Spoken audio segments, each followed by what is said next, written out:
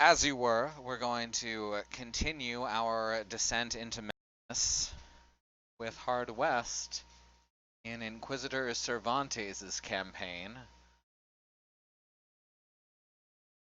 Not to be confused with Captain Cervantes de Leon.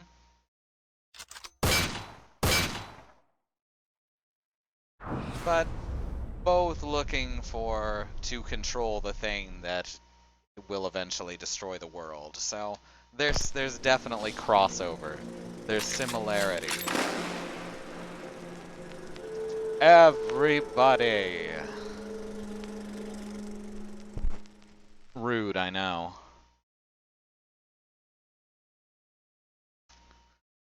So last we left off, I don't remember. I'm sure we just finished murdering someone, because that's basically this whole campaign. It's most of this game.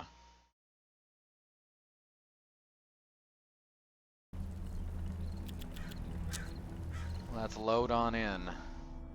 Solomon Delir had done well to acquire the meteor and contain its powers, but what the devil wants, the devil gets. See, I can get right into that voice now. Are we showing the correct number of viewers? We are not on my side.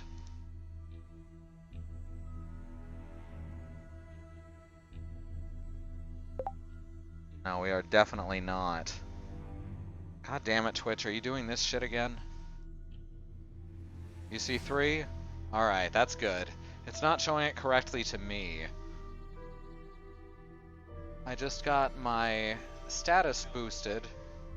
On Mastodon by a group of 5 avocados, so I'm very happy about that. Alright, let's continue on. We've got, oh right, Cassandra. Cassandra, because now we have actually 2 female characters. We'd better equip her before we move on. So right now she's got the Lancaster pistol, which is a very decent little pistol.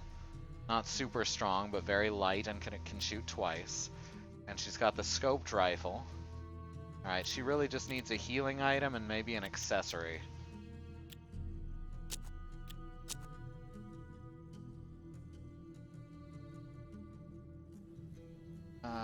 Trapper Camp, Fate Trader, Doctor, Gunsmith, Chinese Trader, and the Romani Camp over here. Cervantes spied a gypsy wagon parked beside. I really don't like that word. Parked beside the road, offering a variety of uncommon wares. Alright, do they have... Yes, they have healing elixirs. I'll at least grab a couple of them. Well, we can trade opium and single shotgun out. Lucky coin gives plus 35 max luck. We don't want her to lose more HP, though. Of course, really, I need to worry about cards before I worry too much about her HP. Alright, let's dump 2 more gold in and trade.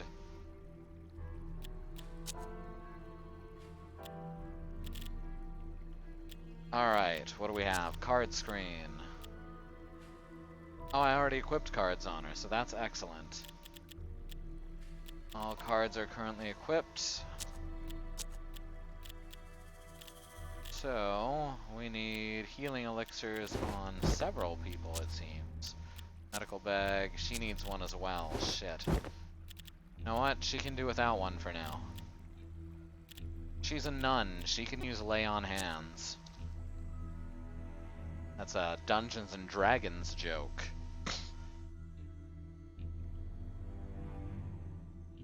It's maybe a stretch to call it a joke. Cash received 400. Oh, that's nice. Sorry, I had to clear my nose. That's a frequent thing with me. I don't know where my other Gefenison tablets are. There's some. Just a second. This is now the over-the-counter medication stream. where I take my over-the-counter meditation so I'm not snorting snot in your ear.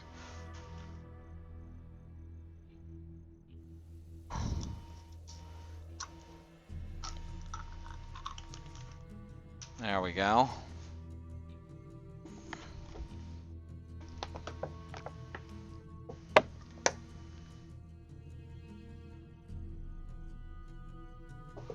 Hopefully that didn't sound horrible. The bartender recognized Cassandra immediately, brightening when he saw her. His pleasant mood did not seem to extend to the Inquisitor and his other companions. Cassandra recovered her things from the trunk behind the bar and handed Cervantes a large bundle of cash in gratitude for her rescue. When they sat down to talk, Cassandra revealed a great many secrets, chief among them that members of the Order were hiding among the natives to the south. When asked how she'd become a prisoner of the Order, she replied that she had been Solomon Delir's personal assistant. He'd accused her of disloyalty when she refused to have a cipher piece embedded in her flesh. The posse were sympathetic to her story, having heard Isa's remarkably similar story. Cassandra complained of a sudden migraine. It had been a stressful time, she said. This often happened to her in such cases. She held her head like she was trying to keep her brains in and told Cervantes she needed to lie down. Perez concurred. They all needed a good night's sleep. Cervantes rented 2 rooms for the night. The party got some much-needed shut-eye. Yes, she cooked an excellent sweet and sour pork style dish. We just lost Cassandra and Joaquin Perez. That's no good. In the morning, Cassandra was gone, leaving only a note. In it, she begged them to forgive her deception and forget she ever existed. She said she bore them no ill will. Cervantes, for his part, was furious. He now understood that Cassandra had been clairvoyant all along. Yeah, I was wondering when he'd figure that out. He threw the note in the fire and ordered Perez to hunt her down if it took the rest of his life. The lieutenant was surprised by the ferocity Cervantes showed, as well as the swiftness of the decision, but he knew what must be done, and left immediately. Together, Cervantes and Aiza continued the quest for the last pieces of the cipher. Cervantes wondered if sending Perez after Cassandra was the best course of action. Even so, he was not one to let go of a grudge. The clairvoyant had to die. And I was looking forward to having 2 female Rosa characters. would have to do without Perez's protection from now on.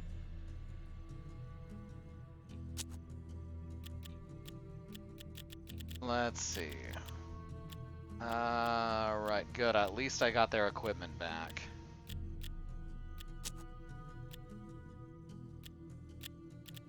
Alright, let's put the bone hand rifle on her and card her up for sniping.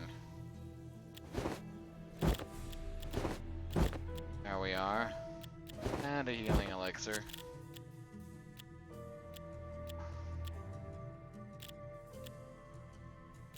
Alright, now we've only got 2 people to worry about cards for.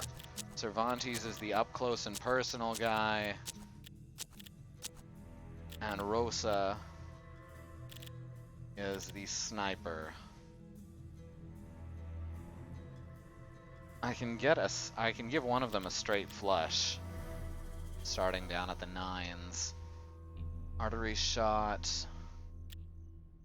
10 of hearts is golden bullet. Jack of hearts, shadow kill. That's alright. That would actually be a decent lineup of cards for Cervantes, but I kind of want to give him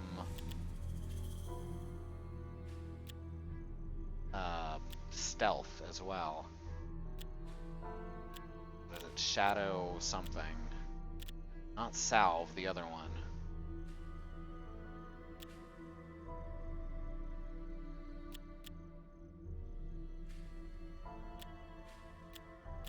I also want to have someone with ricochet. Gain demonic strength. How about 3 aces on someone? Jinx, Scavenger, and Prayer. This is a tough call. Shadow Kill isn't stealth, no. I don't think. Shadow Kill, ravage an enemy not protected by sunlight. That's where you can kill anyone who's in the shade. Shadow Salve, Shadow Kill, and there's the one that allows you to be untargetable as long as you're in the shadow and don't move. Jinx, Terror, Shriek, Dodge, Cannibal, Equalization, Shadow Salve, which is also very excellent. Scavenger, Artery Shot, Golden Billet, Shadow Kill, Disguise, this is the one. How about we give him 3 jacks and 2 queens then? That's a very good look.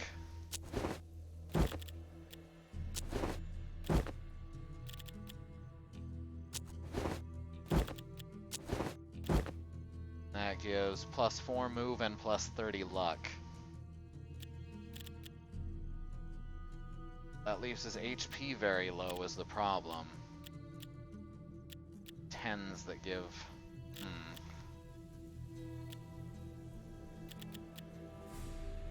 let's see, Artery Shot, Unholy Power. We want Ricochet on her.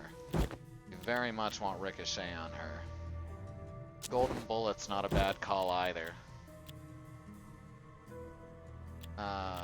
Equalization is way too risky that I don't like using it.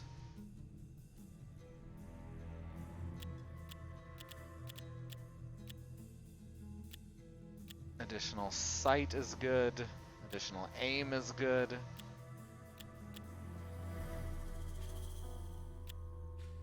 Means kings for sight. Nothing automatically gives aim, huh? Except for jokers. Oh, never mind. Fucking 10s. What gives that? Get human flesh to gain and restore health. Artery Shot.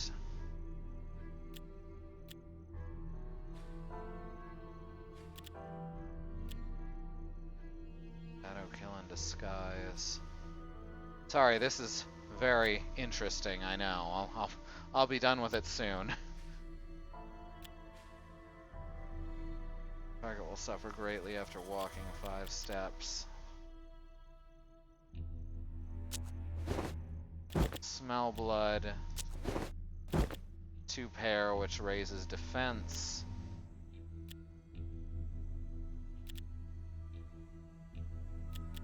Unholy Power. Yeah, that's always good for a nun.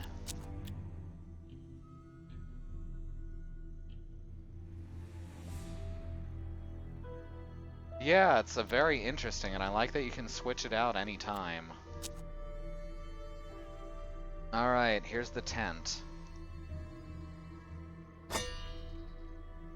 Out north of the village, they met a native man on his own, sitting in front of his tent with a melancholy look.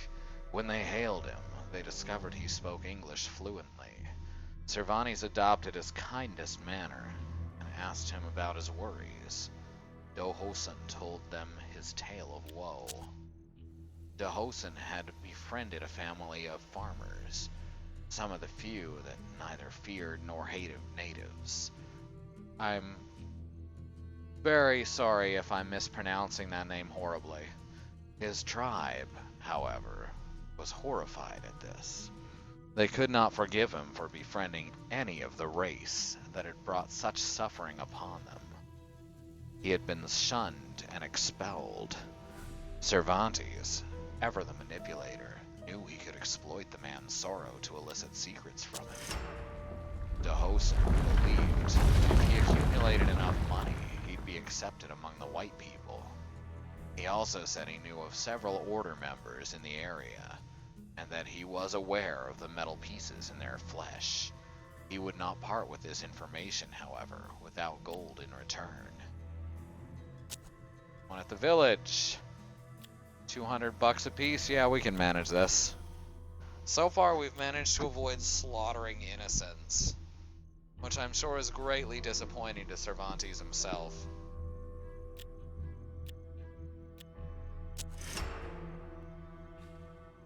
A tribesman named Gomda was the order's eyes and ears among the natives. Having never dealt with Dahosan's people before, Cervantes asked him what would make his people turn on one another. Dahosan handed Cervantes a pendant, one of the several items he had stolen from his tribe when he left. He had hoped to trade these items for money. Cervantes figured out the rest. Right, down to the village.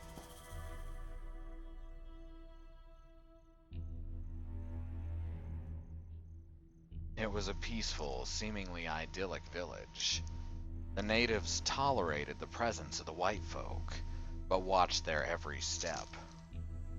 Cervantes felt same letters. They would not hesitate to strike them down should the need arise.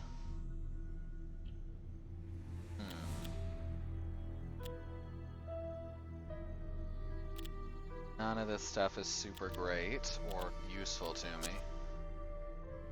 Burial grounds, trading post, outlaw joint.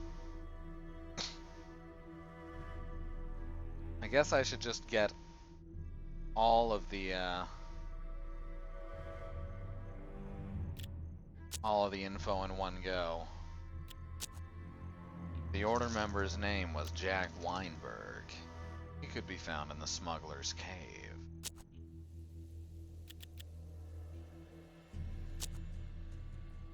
One order member worked at the nearby trading post. Dahosan revealed that the order member at the trading post was named Roger Matthews. Alright, now we've got all three.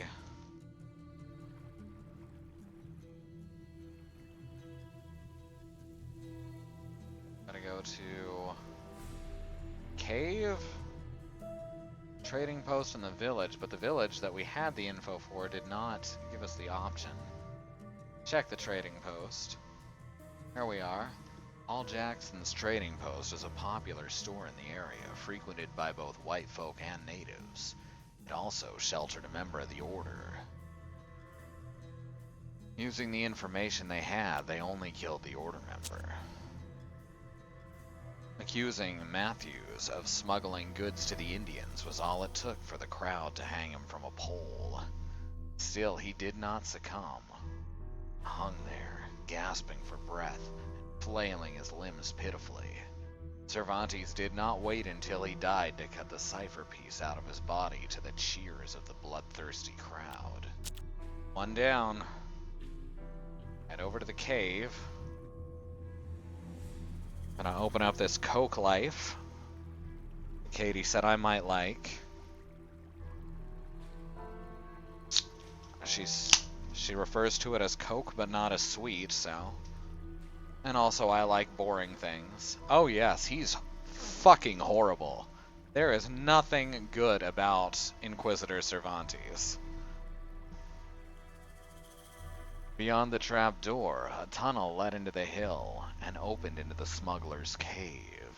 The place was an underground market, where several merchants had fancy stands, and enough muscle to guarantee order in a place that operated completely outside the law.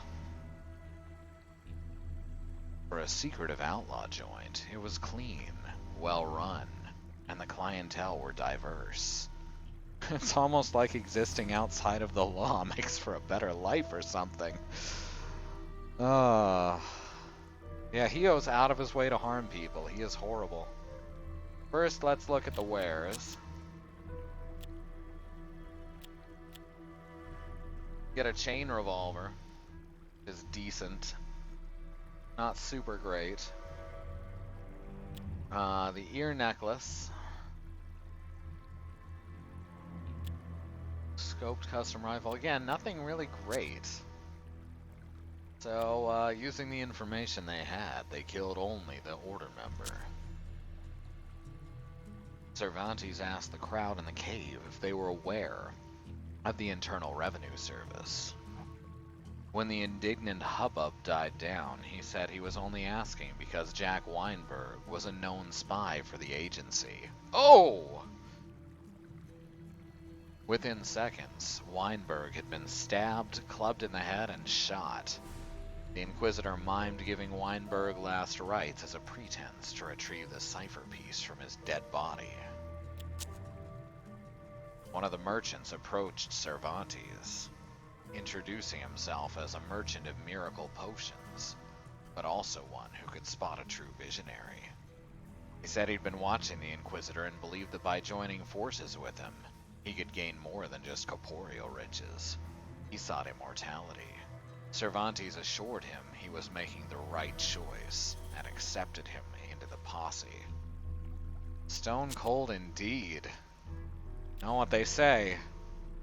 Well, specifically, you know what Austin 3:16 says. I really need to give Cervantes more HP. I'm much too worried about him going into combat like this. Which means he needs a couple of 9s. That is actually more important.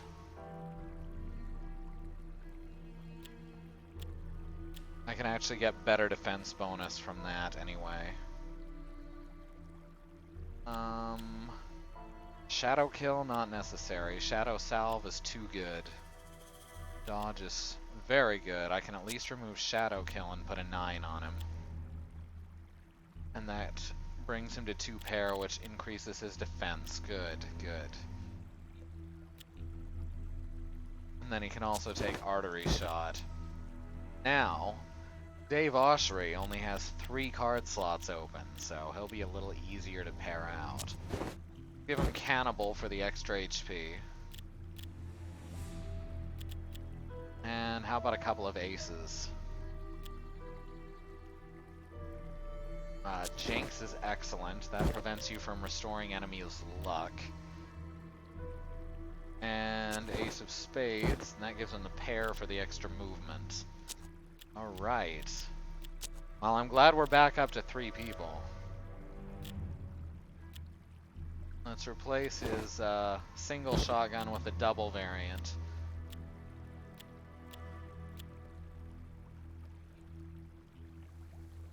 And his regular Derringer with the Canon Calvara.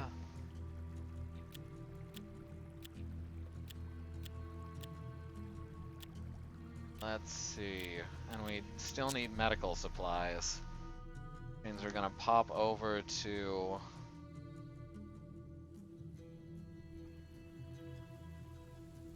the doctor. Glad we don't have to worry about food in this campaign.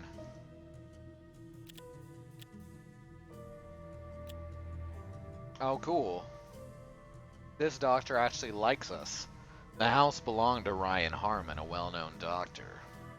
He had a reputation for treating anyone, be they farmer or outlaw, so long as they remunerated his expense and effort. He even ventured out to treat the natives once in a while when they needed more than their shaman could provide.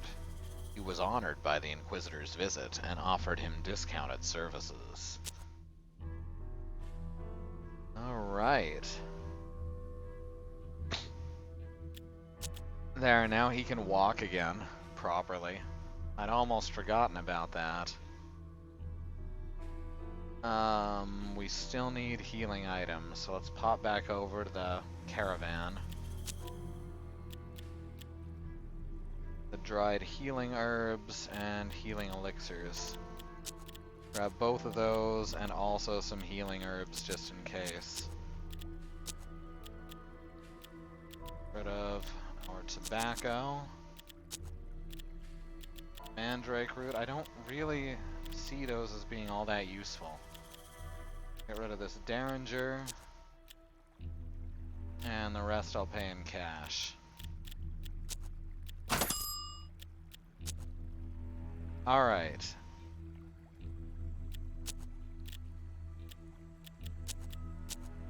Now let's give you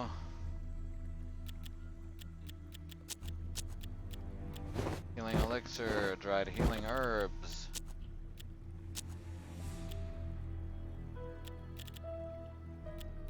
Dried healing herbs. Alright, everyone's got plenty of healing now. So I guess we should place this locket at this graveyard? What was the point of that? I've completely forgotten why that's a thing.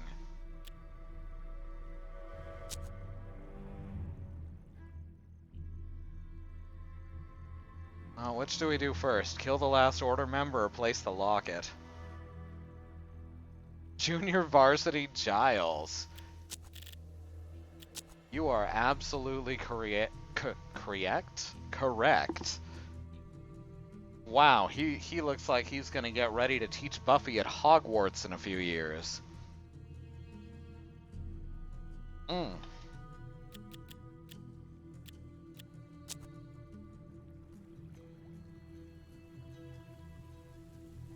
Kill the last member, that way the locket that no doubt summons an ancient evil can be the last bit. Alright. Now, it was at the village, right? No? The outlaw joint? The Drunken Boar was a cutthroat saloon frequented by some of the nastiest men in the West. Among all the scum, one man caught Cervantes' attention. He was a slick, quiet fellow with an air of danger. Word had it he was Chip Hinshaw, crime marine, the sharpest shot in 3 counties. Cervantes used his sweetest talk, including assurances that he would be doing God's work, which meant a secure spot in heaven. Hinshaw interrupted him to name his price, $100. Hinshaw finished his drink, slammed the glass on the bar, and accepted the deal. Alright, now we've got another party member, Chip Hinshaw, crime marine.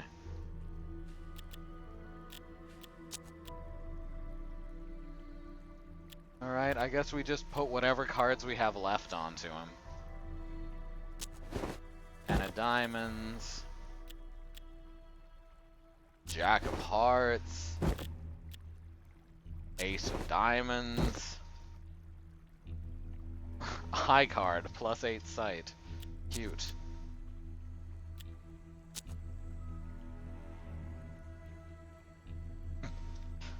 Crime Marine is just fancy speak for Shadow Runner.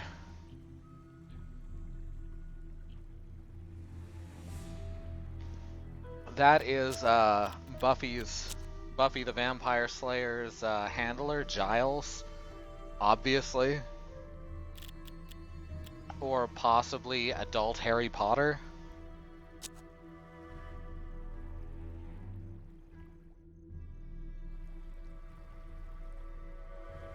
So if we can't do anything in the village, then I guess we Wretchport. I forgot about that. I don't know what else we can do, really. One at the village. Tribesman named Gomda. Alright, I guess we've got to place the locket. Got to figure something out that'll allow us to traipse into the village without being killed.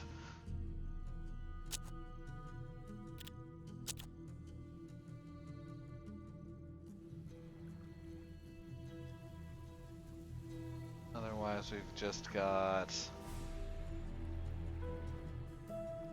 Yeah, we're not going to be able to do anything in the village right now.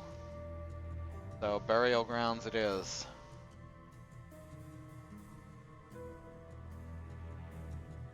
The burial grounds were a large field of graves with a magnificent mystical tree in its center. Tranquility hung like a mist in the air. They raided the graves and placed the locket. Aiza was reluctant to desecrate the graves, but sly Cervantes convinced her that since they were pagan graves... Oh, I got the weird monocle and the bone amulet. The normal rules did not apply. After several hours, they had dug up most of the graves, collecting many valuables in the process. Cervantes then dropped the locket in a slightly out-of-the-way spot, as though it had accidentally been dropped there. Now we can frame him. Okay. Okay. Now I understand what we're doing. Oh yeah, I should probably switch out his weapons for better stuff. Don't really have much better stuff left, do I? 10 aim and 12 sight. That's actually really good for Sister Rosa, but at the same time, no. Alright, well he's got a rifle, even if it's not a great rifle. He's also got a volcano pistol, which is pretty sweet. I could switch him out for the scoped rifle, so that he'd be another sniper.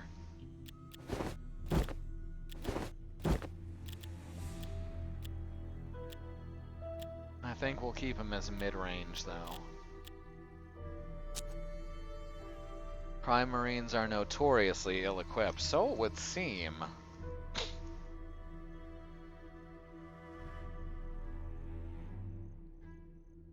It was a peaceful, seemingly idyllic village. Using the information they had, they only killed the Order member. Cervantes asked to see Chief Setangaya, and was granted an audience. Setangaya? Setangia? I really don't know how to pronounce these names. I am so sorry. Listened patiently as the Inquisitor spun his tale. Cervantes told him how he came upon one of Setangaya's tribemen desecrating native graves. Setangaya was enraged by these allegations, set several men to inspect the burial grounds. When they returned, they confirmed the claim Cervantes had made. Worse still, they found Gomda's pendant there. There could be little doubt it had been his doing.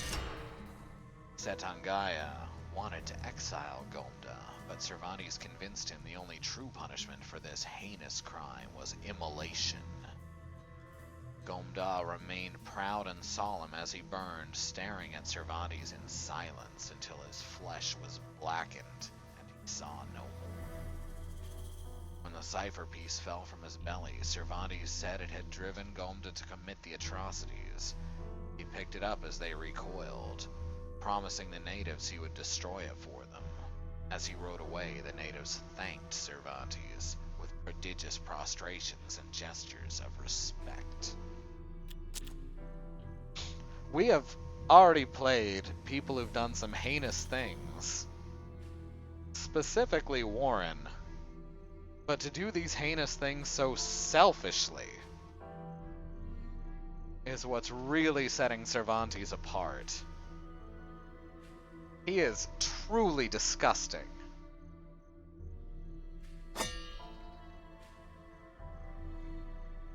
Cervantes was one cipher piece short of his goal. He returned to Dahosan, and in his most intimidating voice, demanded the outcast reveal the final member of the Order. Dahosan tried to resist, but eventually he confessed. It was the shaman. He lived in isolation in the west of the village. Dahosan warned the Inquisitor gravely, though, and wielded formidable mystical powers. Warren wanted to kill the entire world, ran down women and children so he could get his wife back. Oh, absolutely. But, Cervantes has had a nice, easy life, and that choice is always there to just slaughter everyone in front of him in order to control a madness that will, in the end, control or kill literally everyone on the planet. Warren's not a good guy. Cervantes is the bad guy.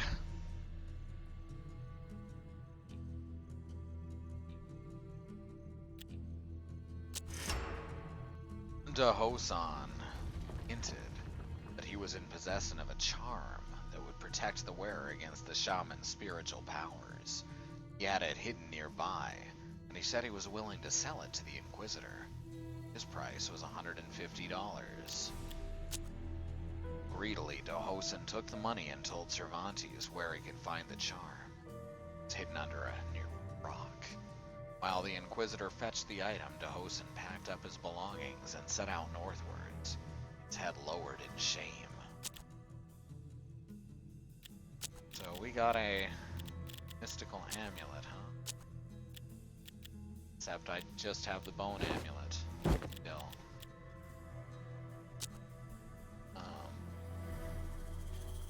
I guess it's just like a passive effect. Alright, well, let's check the gunsmith real quick. See if we can grab something decent for our last party member to replace his shitty Western rifle.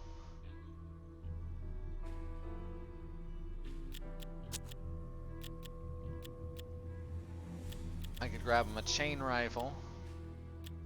Could buy him the Ramy Borgen rifle.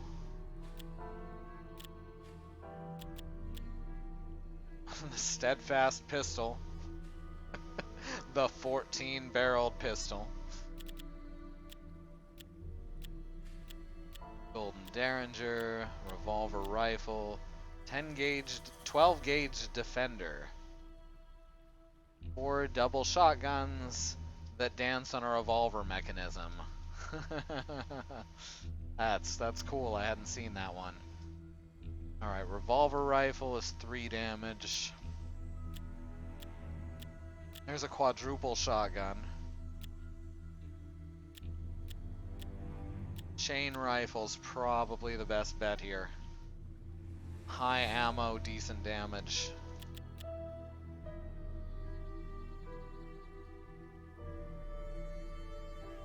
Each weapon lovingly handcrafted however the hell the creator thought it should be, for sure.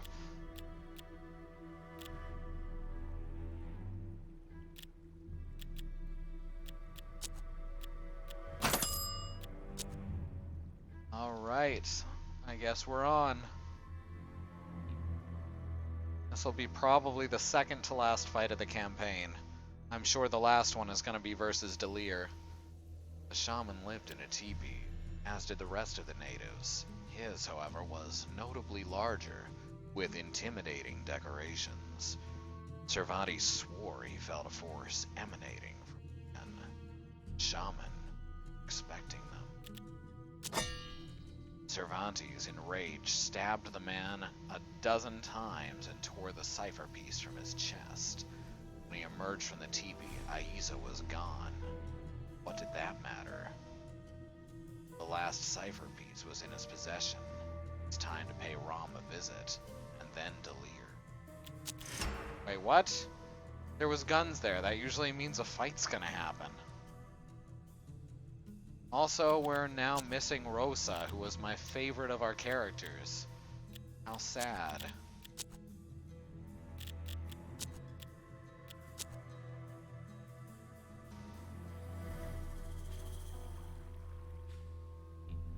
Alright, return to the cultist at the altar.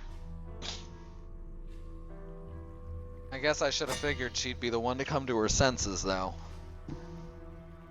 While calm during their earlier meetings, Rom was visibly agitated when Cervantes returned to tell him the cipher was complete. Now they could use it to locate the sanctuary, acquire the meteor, and kill Delir, its protector. For reasons known only to himself, the normally dexterous Rom tipped over his cauldron before they left to search for the sanctuary. Ah, I see. Was putting Rom in the party. Rom has the heavy pepper box, which is a very nice little close-ranged pistol. Alright, I'm switching you out as a sniper, I guess. Fucking A. So you get Rosa's old hand. Does what? Ricochet. Golden bullet.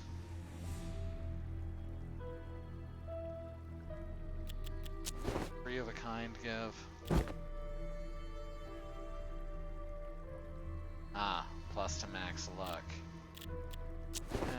get what's left. Nearby enemies panic, which is excellent.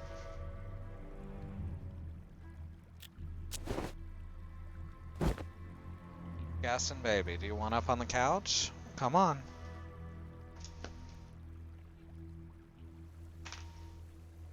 We're back down to a 3-deep sausage party. 4 deep now. Sounds like my college dorm.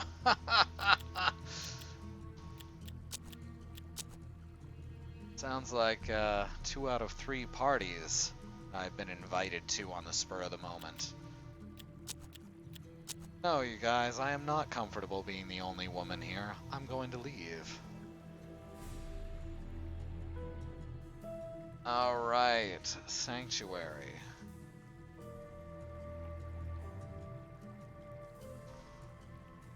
The magnificent villa was fortified and would require great force to capture. It didn't look like a hiding place for a mystical object, but according to the cipher, this was the fabled sanctuary that Delir had built.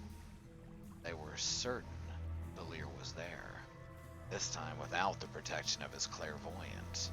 That didn't mean that he wasn't still a force to be reckoned with. They were to make any last preparations. Now was the time.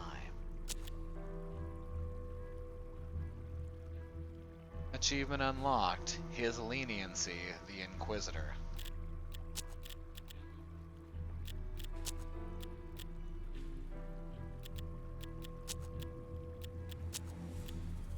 Let's give you the Doomsday Watch.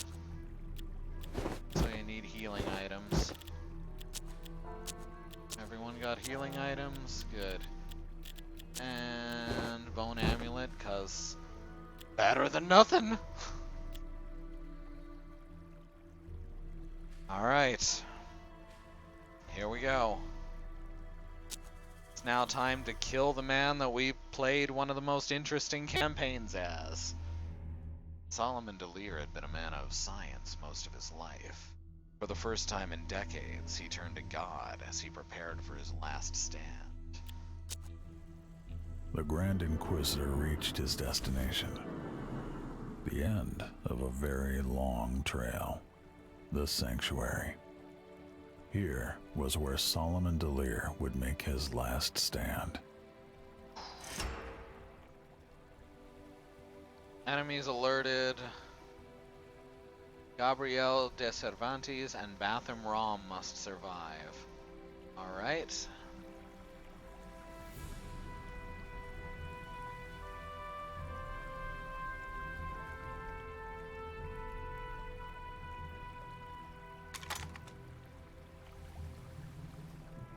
Alright, no decent shots with a giant shotgun.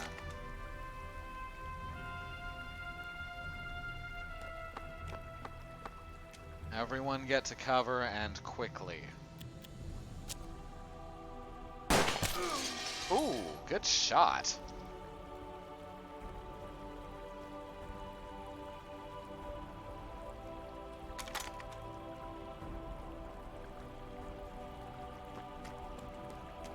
Gonna miss Simon and his wall of persons. You are not alone.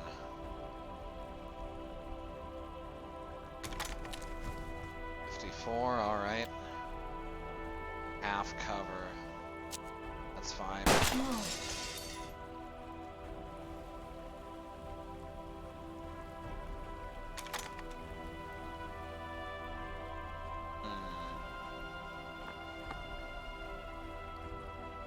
100% accuracy. This is good.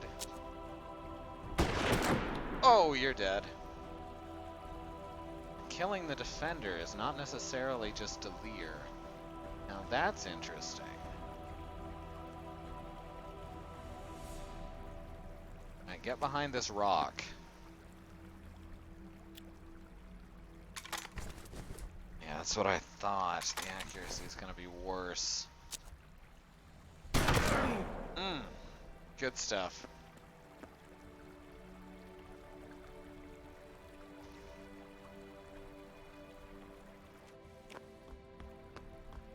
Oh, we can hear people all the way back in the graveyard. That's interesting.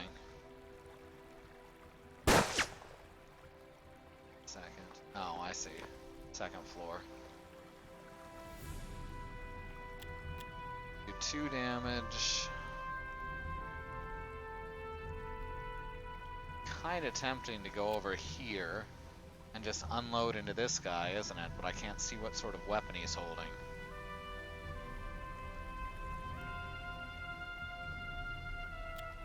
Well, worst case scenario. How much damage is Shriek going to do? Deal 3 damage to each enemy in line of sight. It'll only damage 1 guy, but it will kill him. Plus 80 luck. I don't think that's worth using right yet.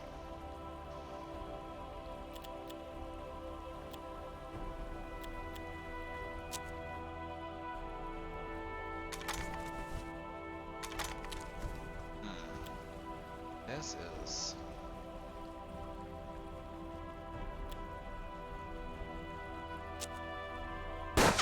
Oh. Seemed worthwhile. Didn't pan out. Let's reload.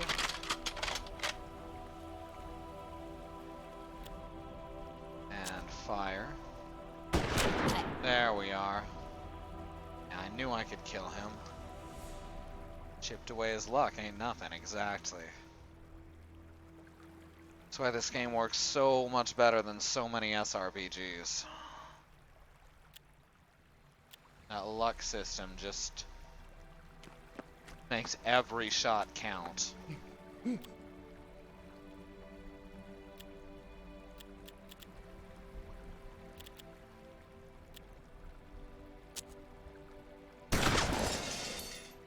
Break them windows. And your oh, you are not holding a pistol. Perfect. I have 8 HP though, which I don't think I can match. I think I can only do 6 damage. I may be able to get him to freak out. Oh, I can do 9 damage. Never mind. Right, because it's a 9-barreled shotgun. So for the first time, we're gonna kill someone with the 9-barreled shotgun, and it's gonna be amazing. Here goes. Good stuff.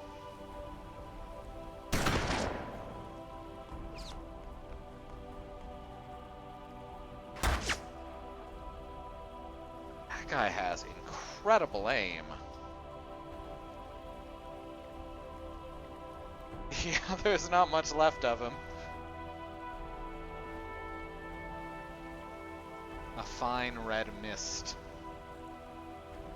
A wet, sloppy powder.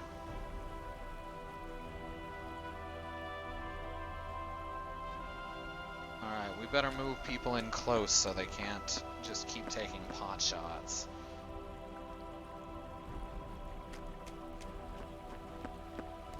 There we go. Now you reload. Yeah, of course there's windows on this side, which isn't good for me. Switch back to your pistol. Get that reaction shot you so crave.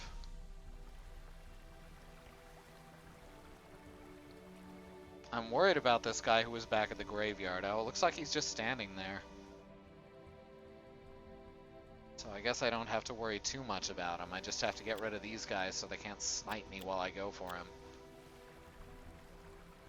Yeah, this could be a lot worse. Oh, there is actually someone on the bottom floor, which I didn't realize. Oh, fuck it. I've got 79% accuracy against this guy. Good stuff. Hey there, Bad Road. A 9-barreled shotgun? It's like that game Overclicked was playing with the build your own guns. Do you mean Tower of Guns? Because that game's amazing.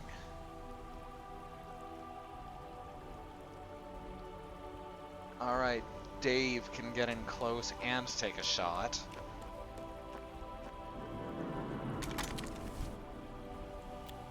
51. Oh, he's in half cover from this end. 51 versus 54. Oh, also this one can do 3 damage, so worth a shot. Oh shit, what was the name of Resonance of Fate? I don't think I've heard of that one. Recently, the sequel to Tower of Guns came out, though. Or it hasn't come out yet, but the demo came out. And it's called Mother Gunship. It's a fate. I'll have to look into that. I do love ludicrous weapons. I mean, you've seen how I play Dark Souls.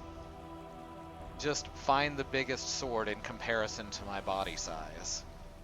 Just use that forever.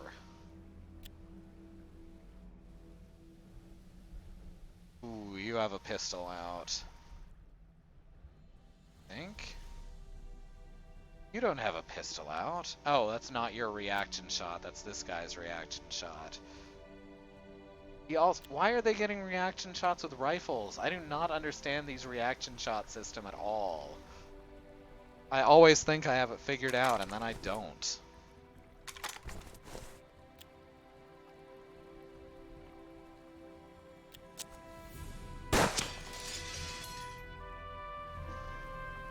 I built a double-decker Uzi with 8 scopes that did not in any way line up with each other.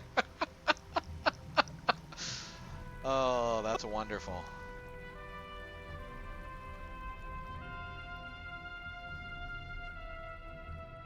Alright, if I move in here, then he won't have... No. He'll get shot by the reaction shot.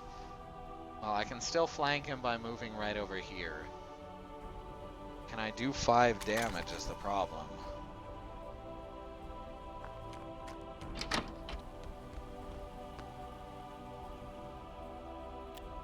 Oh, I just realized I might get shot by the guy in the graveyard. Ugh.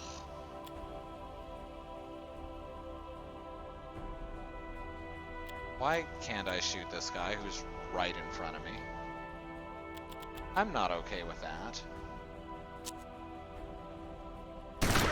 No, I can. It's just counting him as being in full cover, even though he's clearly not.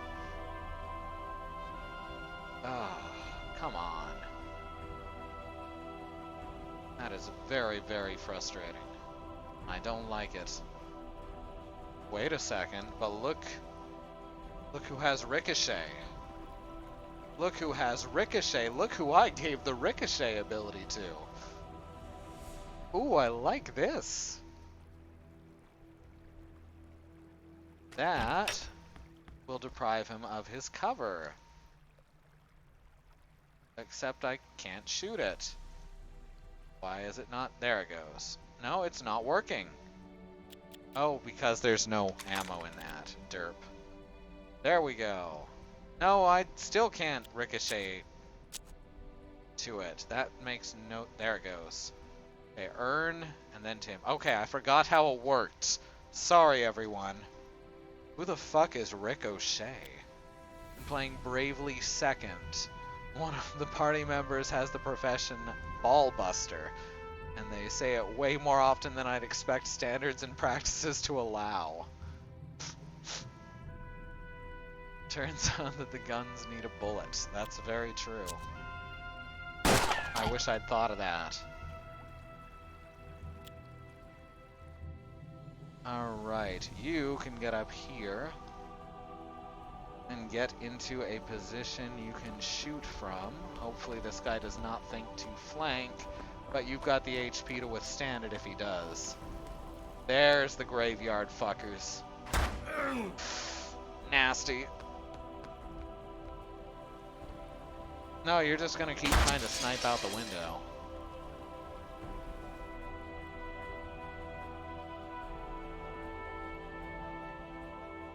Alright, you need to get... There is a lot of weird cover up here. That's fine. You're gonna go right up behind him and just shoot him in the back of the head, alright? No formalities.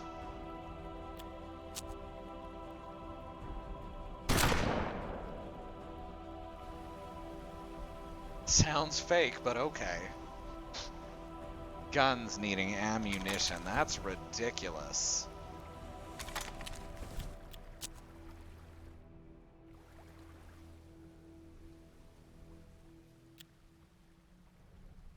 Alright, now we've got to actually approach these guys on the ground.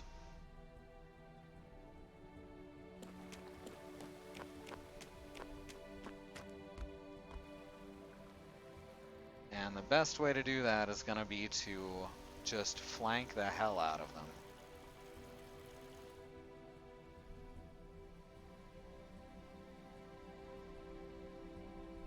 Right, Oshri. You can keep in cover from everyone that we know exists. Oh, dang. There's 3 of them there. This was maybe not the best place to put him. Maybe I should have thought of that. This cone is not wide enough. Not quite. It's fine.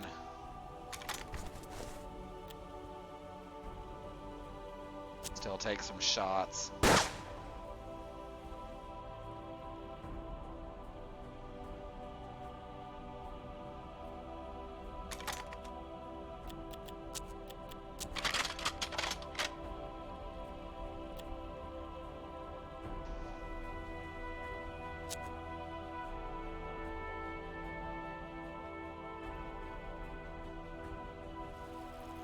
Alright, we're going to need...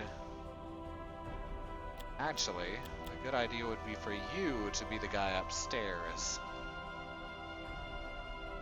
Can't get that far. That's fine. This should at least block line of sight, even if it doesn't count as cover.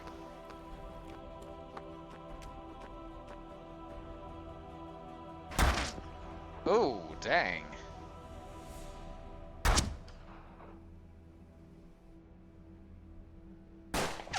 There's that luck system coming in handy.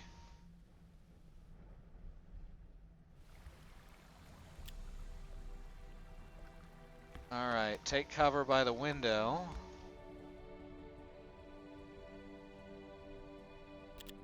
Four damage? Yeah, that looks good. It's so nice to have a sniper.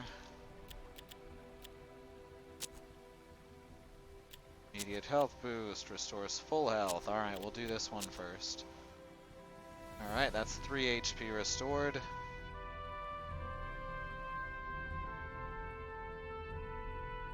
Take partial cover on your way down. Cervantes has got to move over here and prepare to flank this side.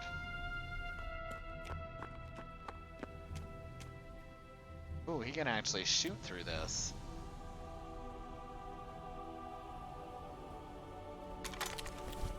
Yeah, I didn't think so.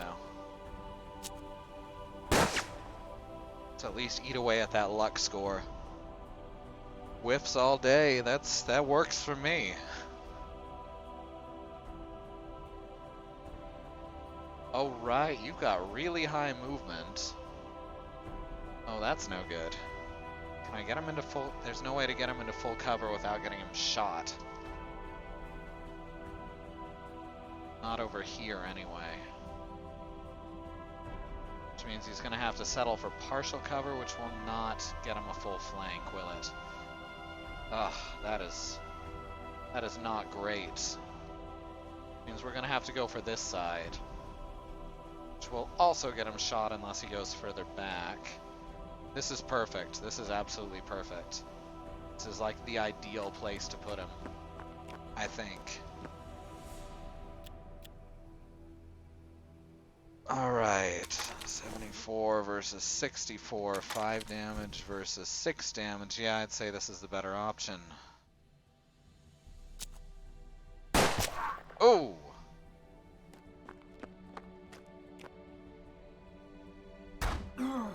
Ow, 1 damage.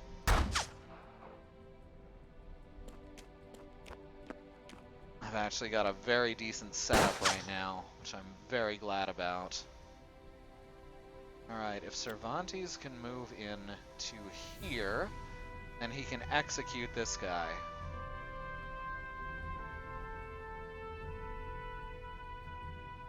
I'm not sure how reaction shots work still. I really should figure that out one day. So we're going to go over here and shoot him from cover.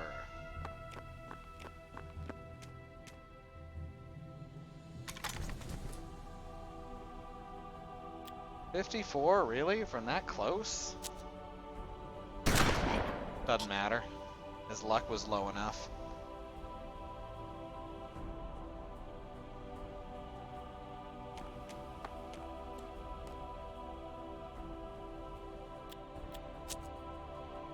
Finally, the one and only true that was Solomon Delir. was dead. Whoops. So now we've just got to kill this last fella.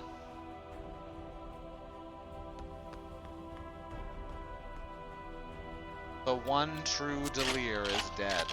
Long live the Delir.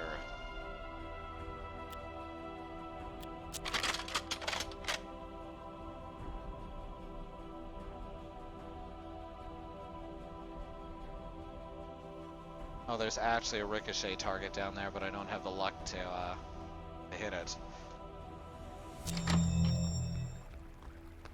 Press F to pay mad respect.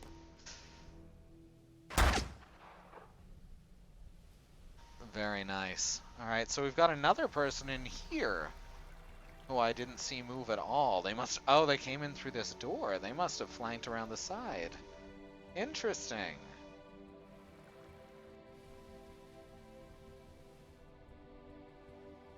Wow, this guy did not even bother with cover. He must be crying and running out and screaming, Solomon! Ooh. Talk about luck. I mean, he's dead now.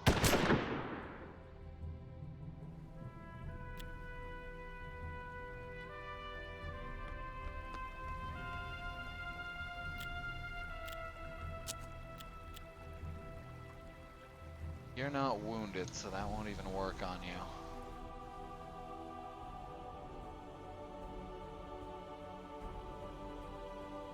I'm essentially imagining that guy as being like Osiris from Dark Souls 3. Ocelot!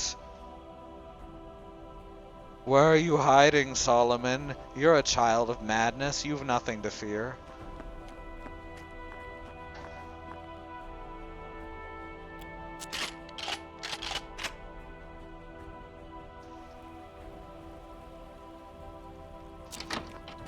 Here he comes.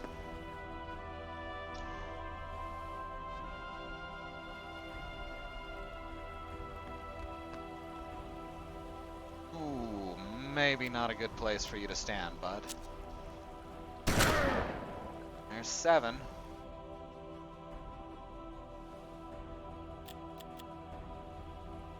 Alright, you are gonna switch to your pistol and just shoot him through the window? You may be able to hit him, I'm not 100% sure. Oh, there's a place you can definitely hit him from, but you can't reach that without using up here. Last AP. Ah, here we go, perfect. Solomon and all the guards at the sanctuary were no longer among the living. It was time for the Inquisitor and his followers to gather at the meteor and begin the ritual. Mad respect. Once in position around the meteor, they began to chant their infernal verses. The sound of an approaching mob broke their concentration. Who would dare interfere? Sister Rosa, I assume. Sister Rosa led the righteous multitude, determined to make amends for what she had done. Rosa is the final, but also this counts as a nightmare. Cervantes knew the ritual could be quickened by igniting the skull torches in the garden. Destroy the last remaining Order members. Survive until the ritual's completion. And finish the ritual by lighting the skull poles. Alright, that means we're gonna have to traipse around the map. This is gonna be interesting. Alright, I don't know what direction they're coming in from. 1, 2... I don't have no idea what direction they're coming in from. So this is... Aha, here they are. Okay, now I know.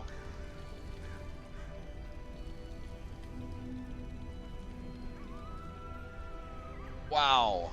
Oh man, Cervantes can move. I think it was a good decision to give him the cards I did.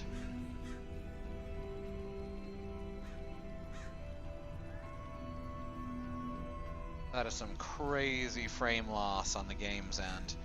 We are definitely still seeing some noise on the line, but it hasn't been as bad. Ugh, how irritating. We'll see how it continues in the next few days. That is crazy frame drops when I do that. When I highlight that, it just drops to 3 frames a second for some reason. That is so weird. Alright, let's do this. Now it's back to normal.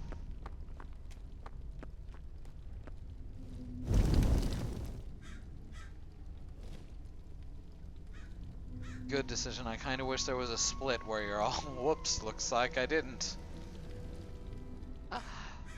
Oh man. Oh wow, we can actually light them very quickly at this point. Hopefully no one gets killed for it. You know, no one on my side.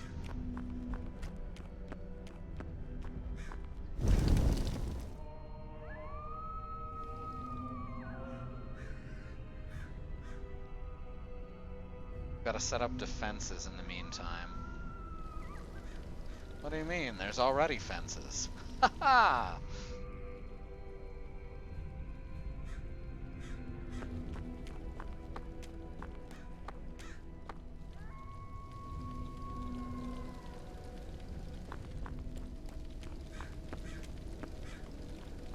No, no, no, that's not how it went. That was my favorite part of Sands of Time. He just gets more and more confused and flustered every time you die. No, no, wait, that's not how it happened. That guy just runs forward and then backward again.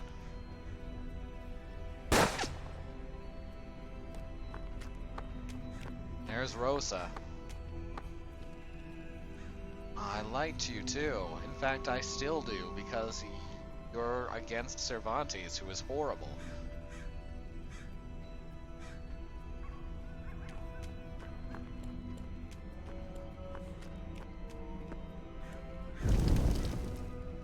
There we are. Good stuff. Now we just gotta keep pushing forward. Ah, here's how you flank through the side. Good to know.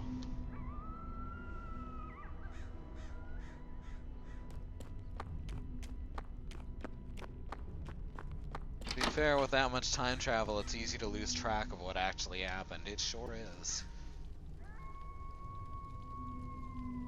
Oh shit, they didn't even regain their luck when the fight started.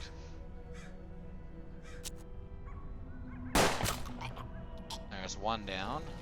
That's one down!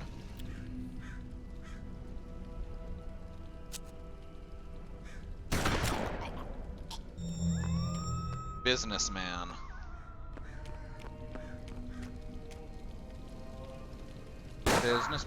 Businessman does whatever a business can.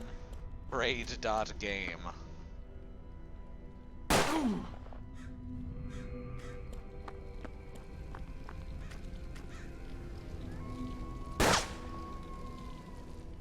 Who knows how long he spent time traveling, but really, does it matter?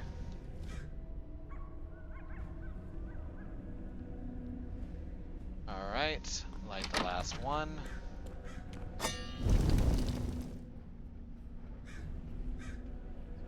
And cover is gonna be touchy here. So let's get behind the tree, that's probably the safest. Alright, we've got all the skulls lit.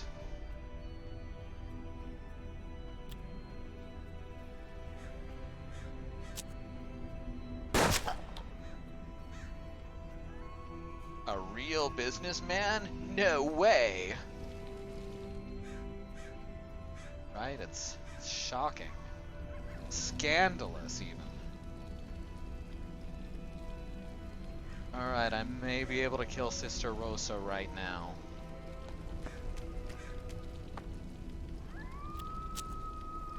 Sister Rosa's demise gave Cervantes a feeling of perverse satisfaction.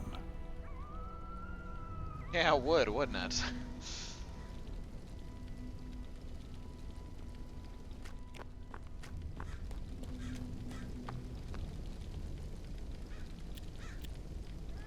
$40 versus 69. Nice.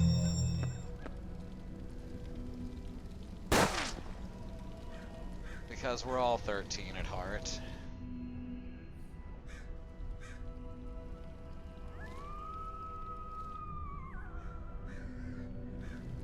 The maturest among us is Alice.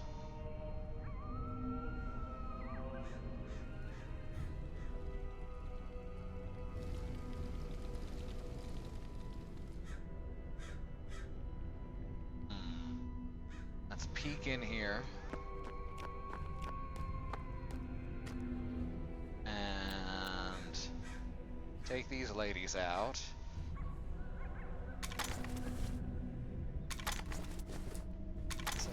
Versus, yeah, this extra little bit, since they have 5 HP, the extra little bit of accuracy is absolutely worthwhile.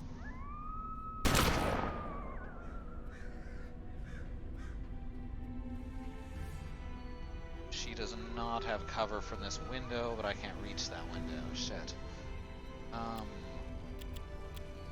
Alright, let's check this window, see if there's anyone inside the hotel. No, there is someone on the other side of it, though. That's the only ricochet object. Can only do 1 damage, but it's better than doing nothing. 69 luck damage, just as good.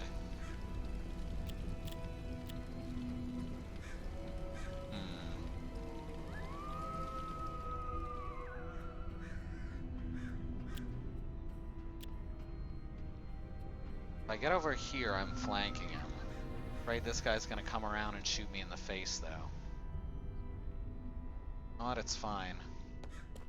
It's fine. He's got healing items.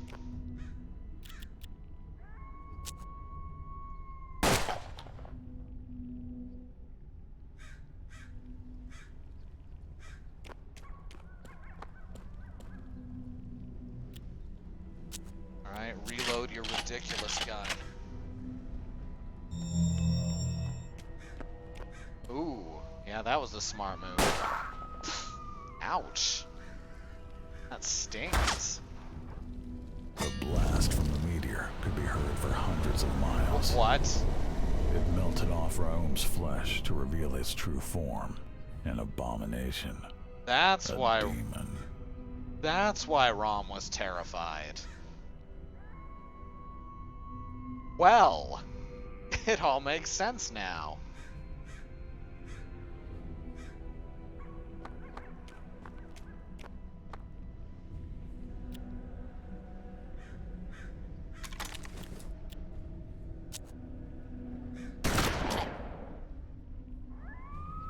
And it all makes sense now. That's a callback to Friday's stream with Katie.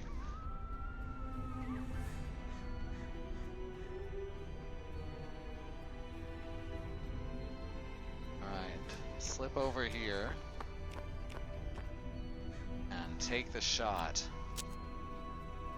The last remnants of the Order were finally gone, and the Inquisitor's quest was over. Achievement unlocked, Drowned in Blood. Scenario complete.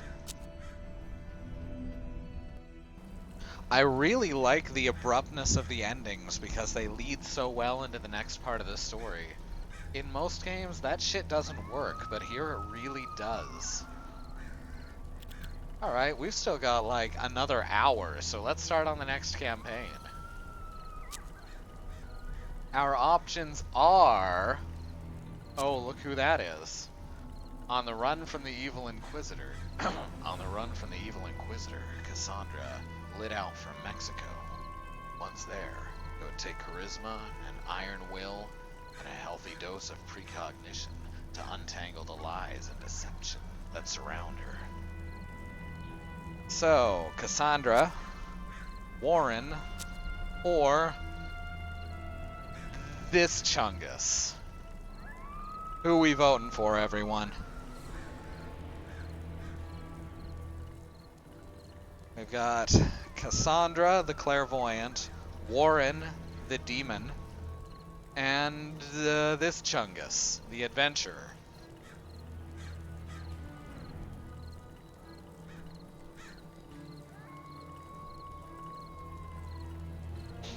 Iron Will? Did he retire from dog sled racing?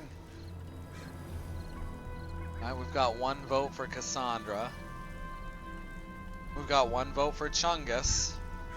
Alright, Bad Road, it looks like the winning vote is up to you.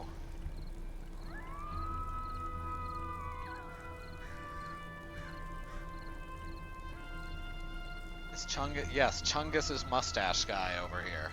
Because I don't know his name.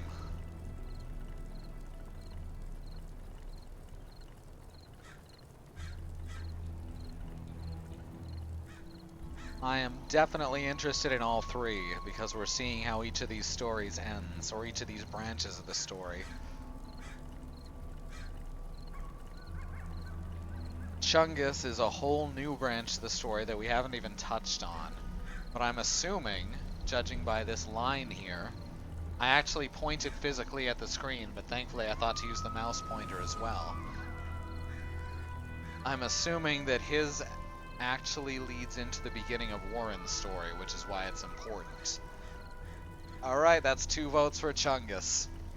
Chungus wins. Alright, combat injuries on, because that's just much more fun. And all the other mods normal. Let's find out about Chungus. Alvaro Vasquez sought fortune, fame, and adventure. So when an ambitious inquisitor told him a Mayan legend about a lost and mysterious city of gold, he listened carefully. Familiar Such face. a find would cement his place in history and make him a very wealthy man. Vain as he was, he believed it was his destiny. But word of the expedition spread quickly, and the undertaking was in peril before it even began. Hired thugs captured Vasquez and his companions. They tortured the Inquisitor, hoping he would reveal the location of the city. Ooh, we're finding out about Cervantes too. Having evaded capture, it was up to Alvaro Vasquez to save his companions.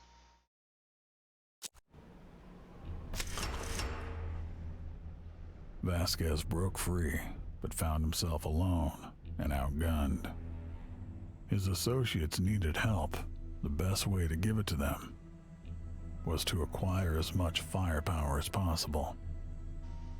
So wait, this is a different Inquisitor who just looks like Cervantes? Because his name is Diego. Or Zacharias, one of them. Not Gabriel. Maybe he changes his name? Alright, so we are in a stealth section. As I have said, these are actually good in this game. Albeit maybe a little too easy at times. Alright, we've got to go around. Here's Diego. Got to free him. And we've got to procure weapons over here. And here's Zacharias, which we're going to need Diego to free him because we're going to need to subdue both guards.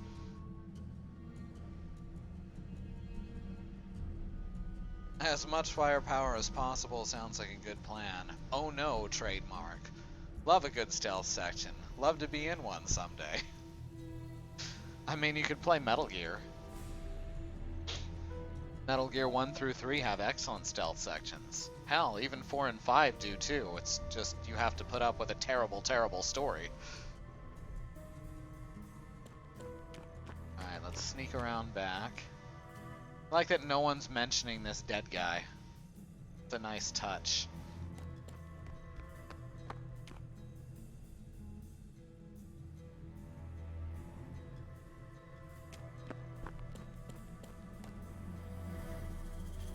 Alright.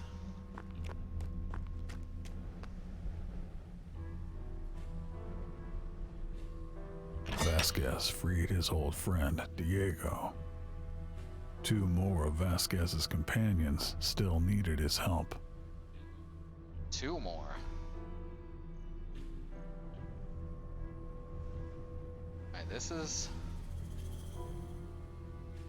Zacharias, right?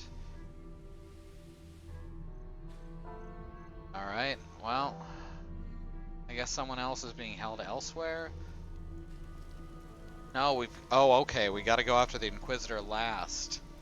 Okay, Zacharias is not the Inquisitor.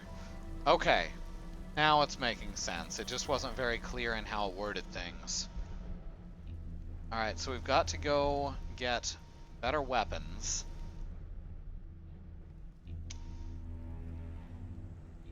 And then we've got to free Zacharias over here.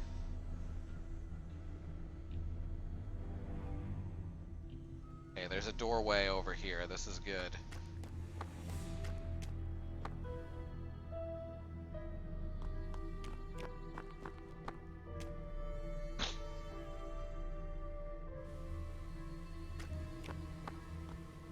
Oh, there's a ladder onto the roof. That's interesting. Not much use for that right now, but it's good to know it's there just in case.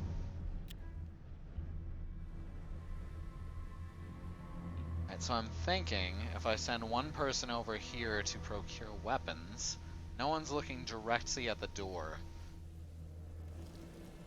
So I can send one person over there, and Diego can subdue this guy to free Zacharias. And then we can move on over. Sound good? I think it sounds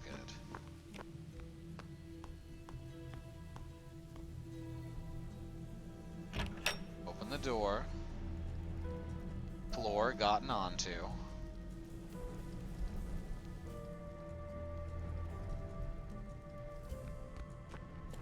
Alright, you're facing that way. That works out well for me.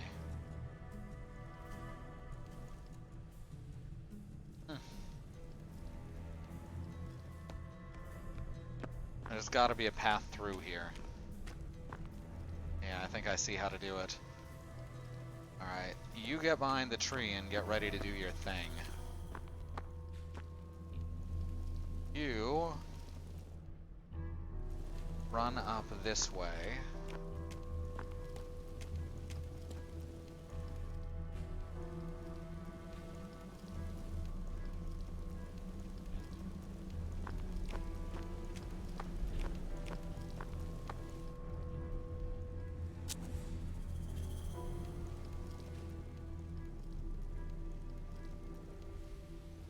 Make sure no one can see me from this direction. Perfect.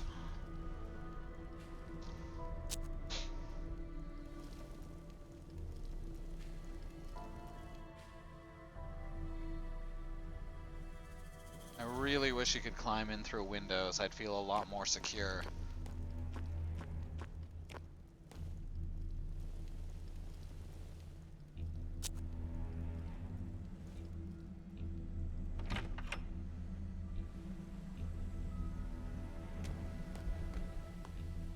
Close the door after you, I think.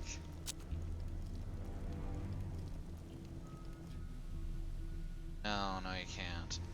I swore you could close doors. And I've forgotten how. Vasquez didn't feel so defenseless anymore. Assuming, yep, everyone's got better weapons now. I don't have to actually bring each individual character up. Alright. Now we subdue.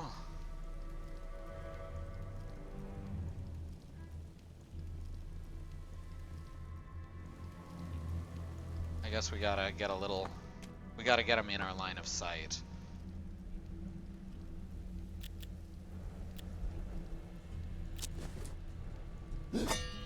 Stick him up. Vasquez's mentor, Senor Zacharias, thanked him for liberating him. The enemy still held one of his men captive. Alright. Cervantes. Okay, yes, it is Cervantes. I wasn't going crazy. Alright, now we've got to bring at least 2 people over there.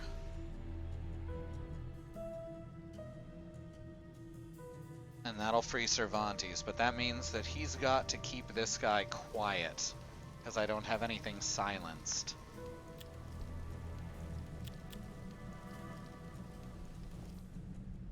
Alright.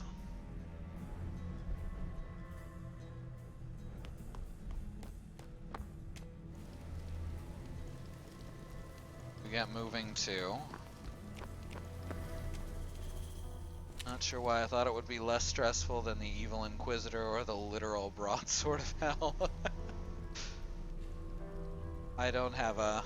No, I don't have a Billy Club or Blackjack or Jack Billy or anything.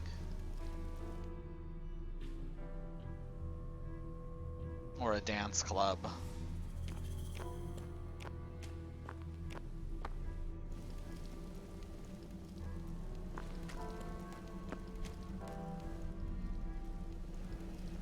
And I'm gonna have to make sure everyone's in cover too.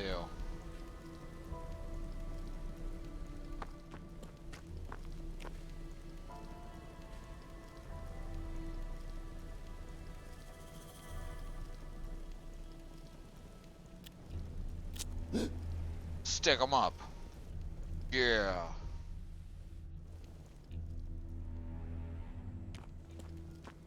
Alright, you're gonna have to go around the long way.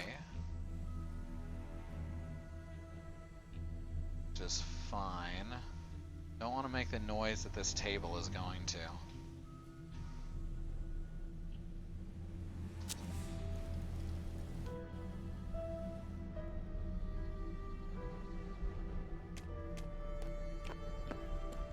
Alright, let's do this. No, I have to get him someone close enough to the other guard. This should do it. See, y'all got me making wrestling references these days. What's up with that?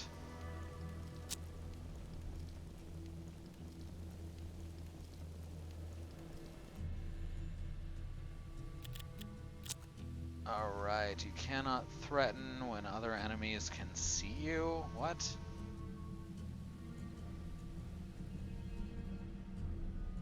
How can you see me?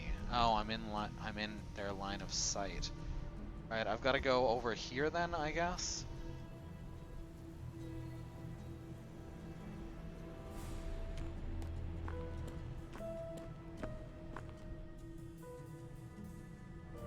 Alright, this looks good. You subdue this guy.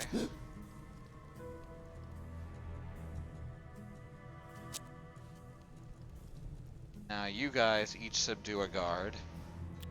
Trying to avoid bloodshed as long as possible. That won't be forever. Vasquez freed Cervantes, but the Inquisitor was badly wounded. The crew was determined to drive all the bandits from the camp. Clear the... Yeah, now I just have to start killing. Alright, everyone get into cover.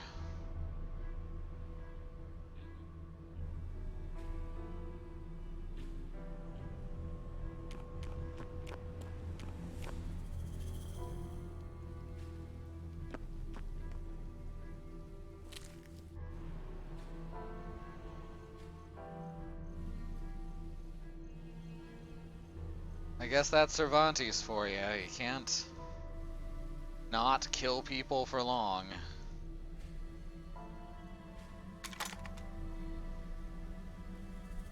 I do like Senor Zacharias's portrait. It's death o'clock. Murder 30.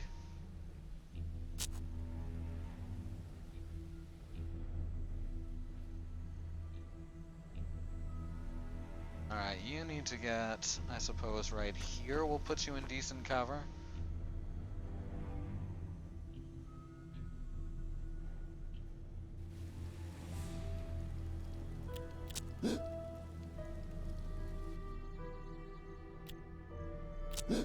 Yeah, this is looking pretty good. Alright, now we start killing.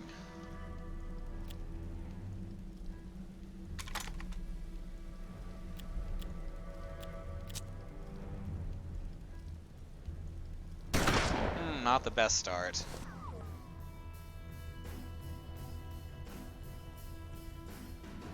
It's fine, we can make up for it.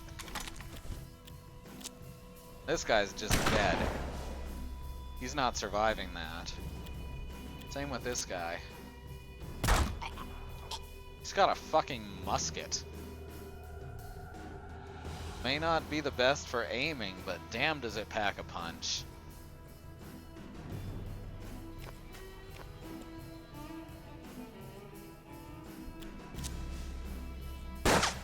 Ooh, I missed.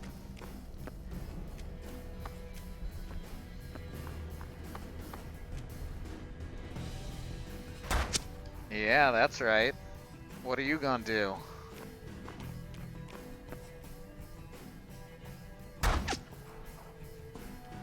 So we go from the kind of stealth where nobody sees us to the kind of stealth where we don't leave witnesses.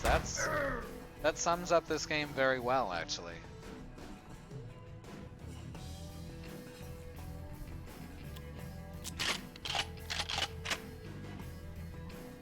Hey, just a sec.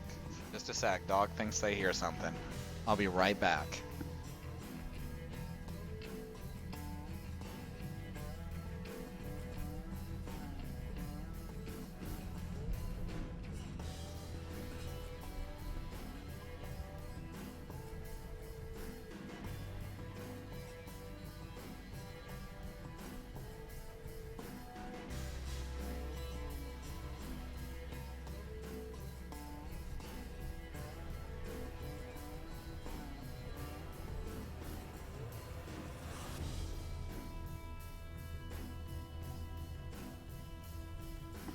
Unfamiliar engine sounds from the guy across the street, because he's got like his 12th vehicle so far this year.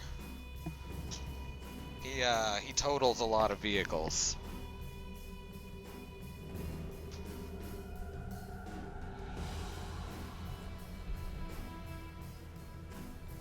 Alright, tents do not count as cover because you can shoot through them. How lame.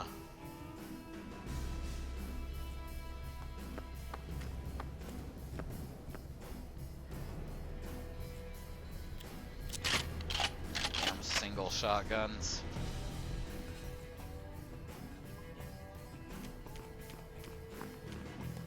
Unfamiliar Engine is your favorite Cell Dweller album. That's a good one. I don't know Cell Dweller's album naming format, so I can't make a joke about how there's another one I like better. No valid ricochet point? Oh, because I'm on the wrong side of the... Okay.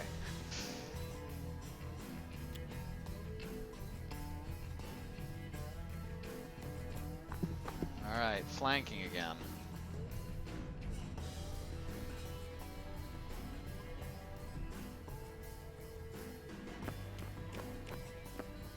Oh shit, I just realized what I did.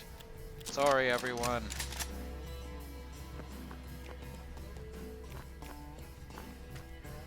It's fine apparently.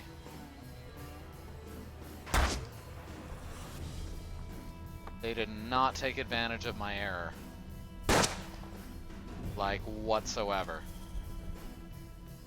Fascinating. Ooh, look at that accuracy.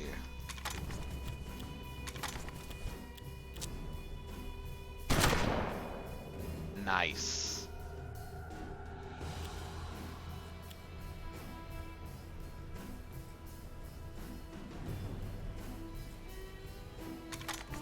Guy's in a good spot.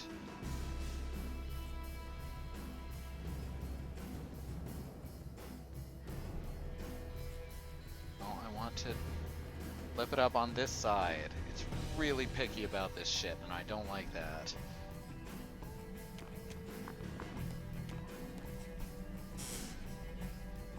Close enough. Oh! Did not expect that to hit.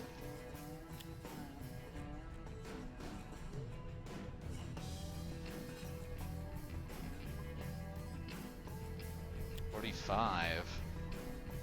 No, it still counts as full cover. That's no good. He gets a reaction shot there. Don't think there's anyone else down that way. Oh, yes there is. But they're at an angle that I can still count as being in full cover from.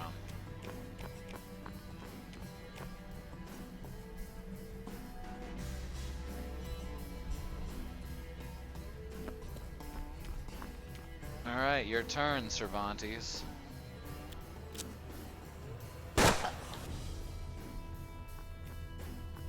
They very intentionally made most of these characters have 3 HP so that the Derringers would be useful. Oh, he just sidles off to the other side of the wagon.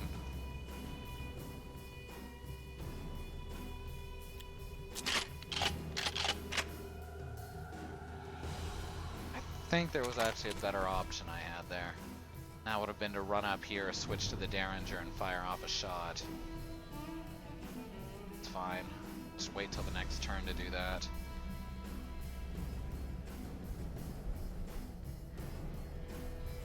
Alright, not seeing a reaction shot bubble.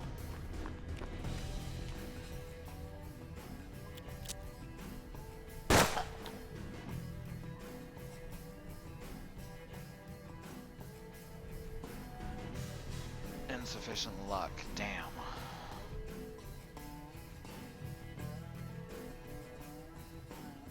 Alright, how about right here then?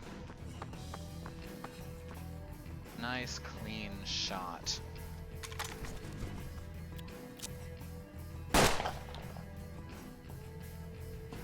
Apparently 2 more people to kill.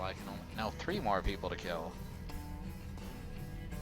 I can only think of where one of them is.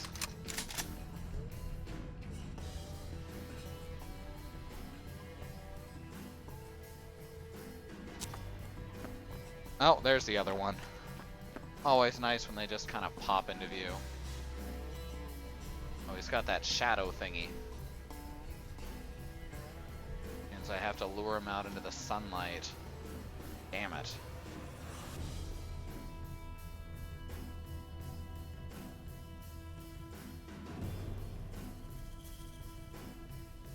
Alright, if we get right over here, I think we can... Yeah. Oh, he doesn't have any shots left in that weapon. Fortunately, he does in this one. Good.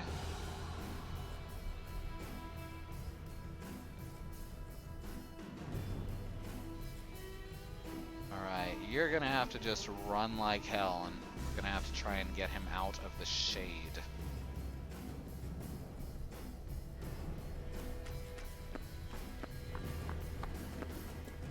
Is that Shadow Salve or the Shadow Sneak or whatever he's using? I'm not 100% sure.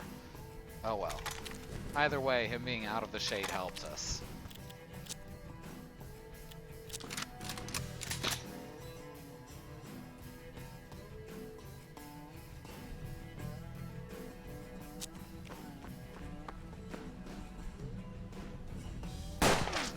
Yeah, that's right, you missed.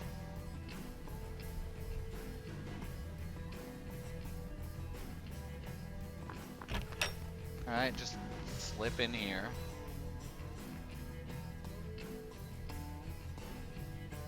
You can start...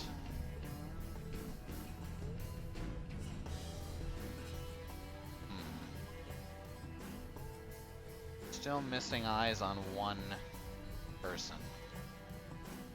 Not a comfortable feeling.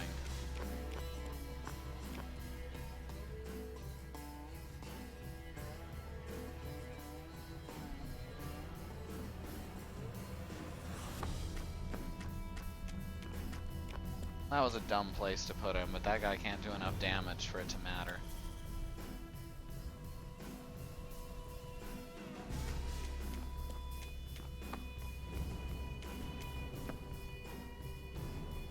At worst, he gets an injury which will make him stronger later.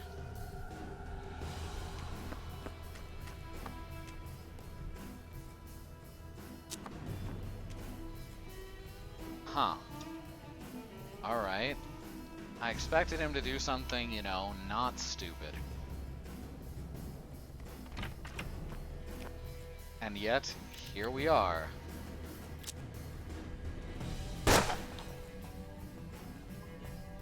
Usually the AI is a little better than that. Oh, there's the last guy too. I can actually see him from here.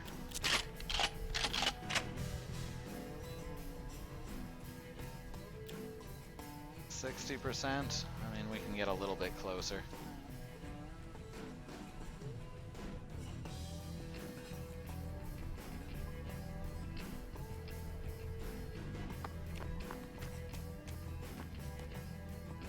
%, perfect. 73, there we go. Perfect. Finally, the camp was theirs. Mission complete.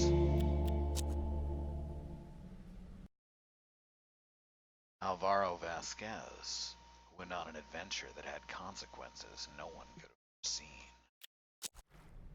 The camp would make an excellent, if temporary, home base. Some gold, queen of They diamonds. would need to secure some manpower and supplies to keep them fed. Cervantes just wanders Unfortunately, off. Inquisitor Cervantes was in no shape to accompany them. They left him behind, hoping he would still be breathing when they returned. Alright. Okay, so now I have like 4 survival stats down here. Hire manpower and acquire provisions. Hire manpower, acquire provisions. Somebody make this meme.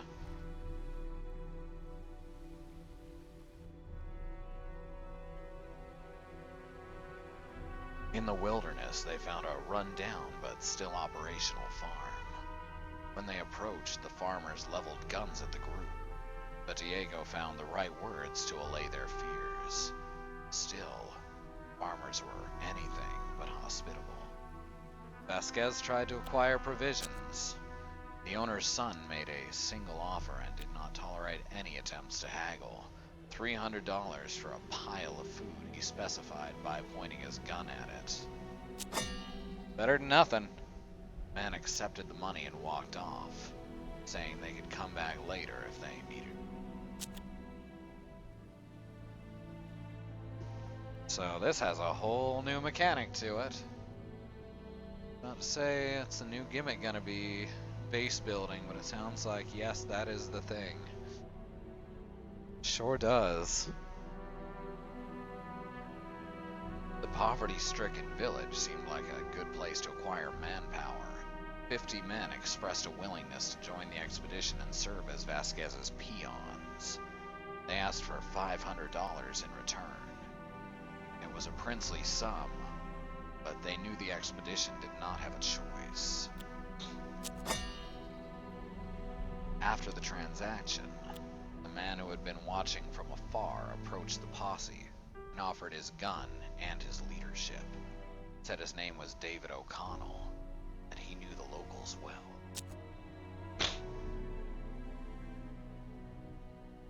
He replied that adventure was its own reward, but that he wouldn't say no to a piece of whatever wealth the expedition turned up. When Vasquez asked how he could be sure O'Connell wasn't one of La Fortuna's hired guns, the strangers replied, "They'll vouch for me," pointing to several of La Fortuna's men hanging from a tree. I'm assuming $500 total, since that's what we were charged. Either that or we just got one guy. Zacharias thought it was risky. Diego just shrugged and said they were doomed either way. Vasquez agreed to let O'Connell join, not hiding his enthusiasm. O'Connell assured them that they would be glad of his company.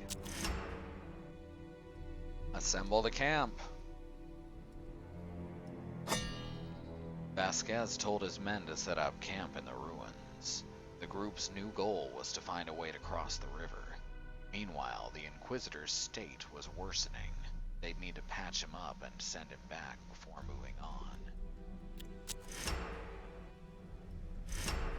So if we just let him die, then the entire timeline just gets disrupted, right?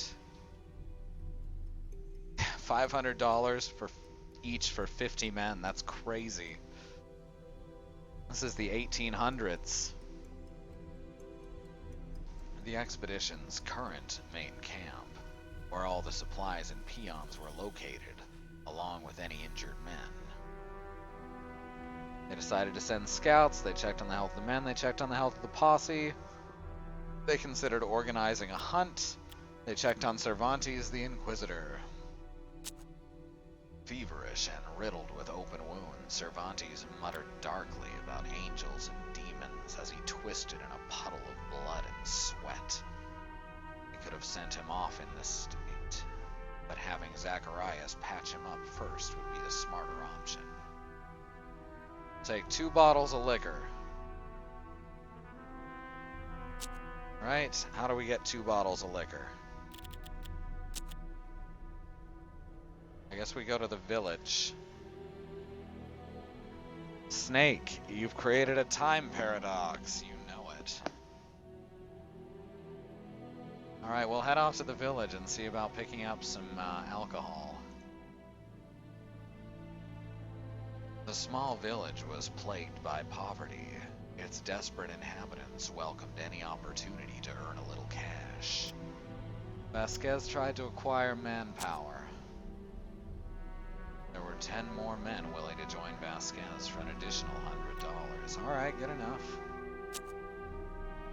They accepted the money and joined Vasquez's quest. Right, so that wasn't how we get liquor. Trapper shop. It says 20 years after the Oregon Trail. Around there, yeah.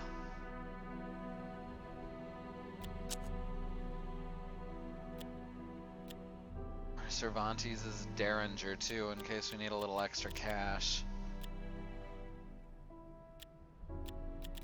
There really no liquor here? What the fuck? There's liquor everywhere.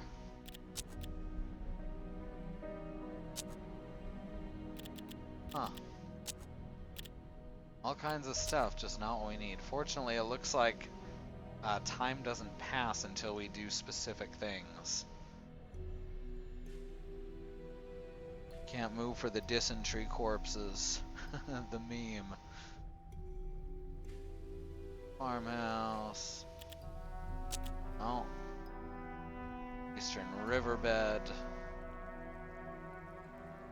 Suitable for mining gold from the river. 8 peons were ordered to mine gold in the river. Sure.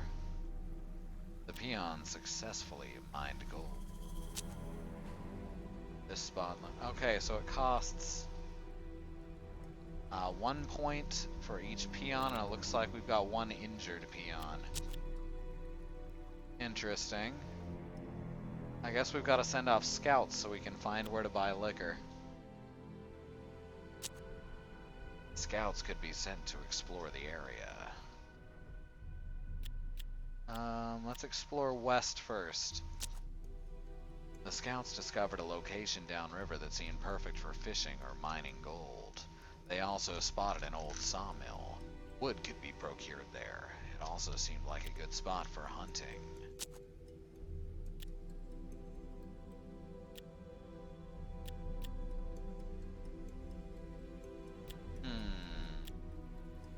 On the health of the men, sick or injured peons at the camp were not able to perform any tasks unless given medical treatment, which requires 2 provisions.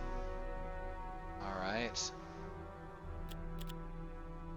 Good to know. We'll worry about that a little later.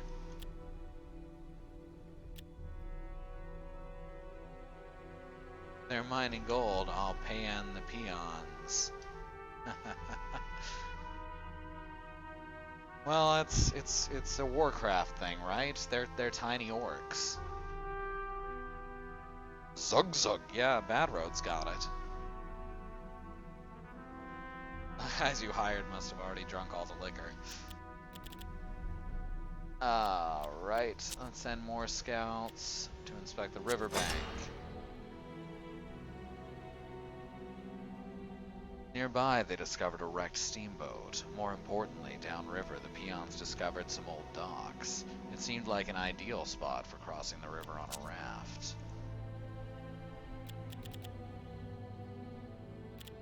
Organize a hunt. Alright, let's check out the wreckage. There's gotta be some liquor there.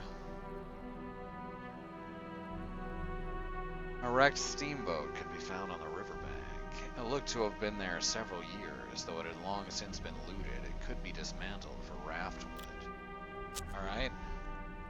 Within hours, every usable piece of wood had been removed from the shipwreck. Well, we've got wood. Sawmill, Fate Trader.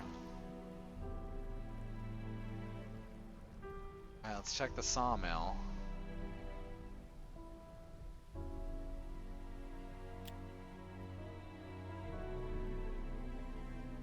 Vasquez considered searching the wood, having his men cut the trees, or organizing a hunt. Search the woods. Vasquez considered sending 6 men to search the nearby woods for anything useful other than food. 6 men were required for an effective search party. Odds were that all of them would make it home safe. During their search, the men found a weapon left behind by either a careless hunter or a bandit. It wasn't the best weapon they'd seen. The Douglas Duster Special, but a useful find nonetheless. The group found an old abandoned sawmill, etc. Cut the trees for more wood. The men returned with a decent amount of lumber. Found an old abandoned sawmill, blah blah blah blah. But a hunt. Probably make it home safely. The hunt was a success, and the men returned with food. Not an abandoned sawmill. Alright. Let's check out this riverbank.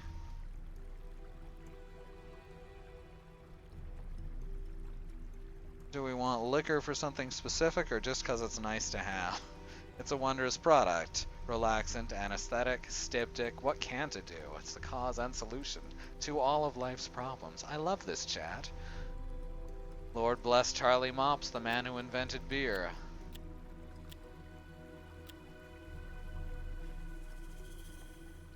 And I'm not too worried about mining gold right now.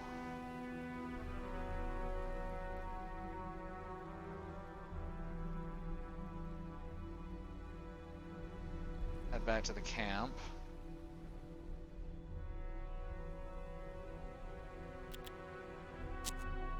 Health of the men.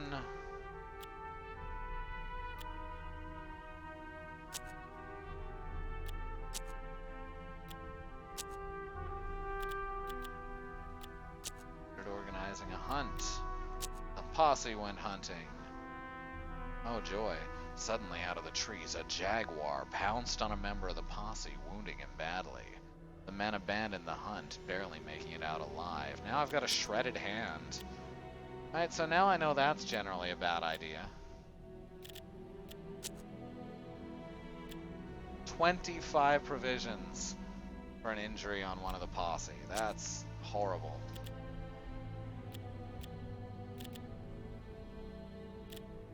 Alright.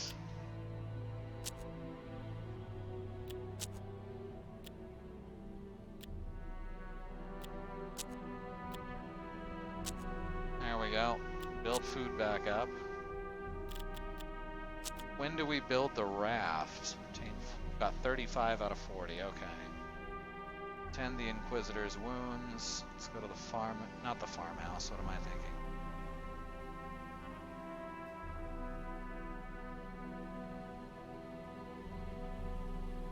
They recently dug up some 4,000-year-old beer mugs in China. Wow, that's very cool.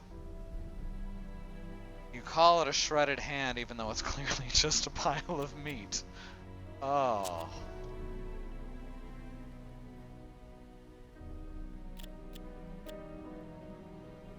Alright, cut more trees.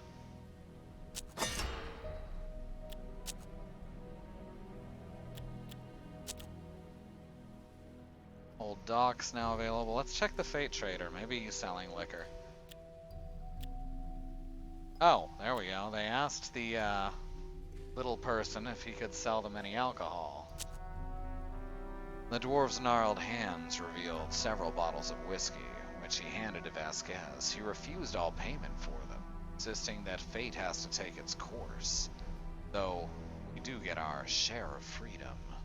The men were confused, but accepted graciously. Let's see, he's got all the things I've unlocked. Oh, there's some good stuff here. Get rid of the Douglas Duster special in favor of something actually good, like the Skeleman rifle.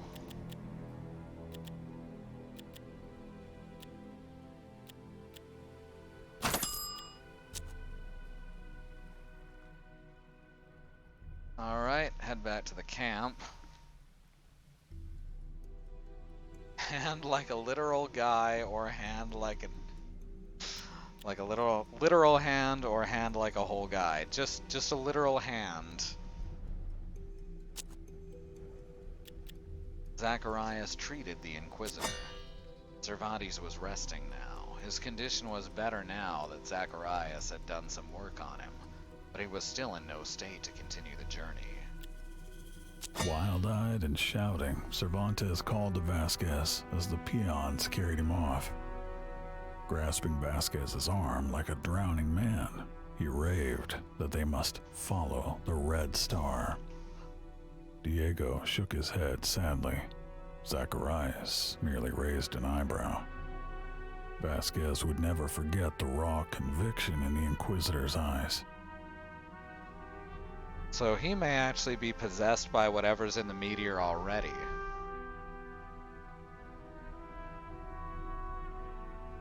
Which would explain a lot. We are. Check on the health of the posse. Yeah, that's fine. Diego's injuries have been healed. Now let's see about equipping everyone before we continue on. Everyone's got a 4-card hand ready. Let's see, what do we got here?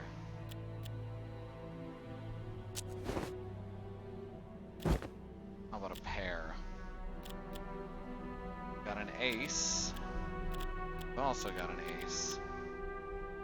Queen of Diamonds. Visibility. Seems like it'd be good for Diego right now.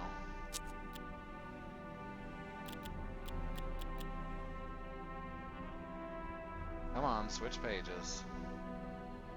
Now, I know, you like fucking around on the menu sometimes. Lucky coin. You can take the bone hand rifle, I suppose. And the lucky coin. I guess now we're about prepared to cross the river, huh?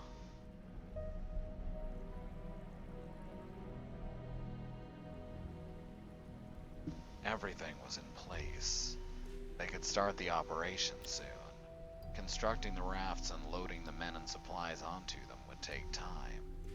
And Vasquez had a feeling that they'd been noticed. He and his posse prepared to stand guard while the peons built and loaded the rafts. O'Connell suggested that he could supervise the peons instead of standing guard.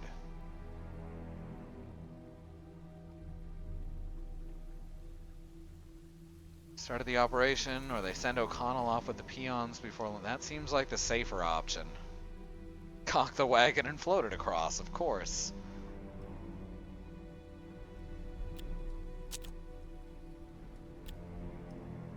Oh, it's a combat. And we don't get O'Connell for it because I sent him off to protect the peons. That's fine. That's fine, that's what he's there for.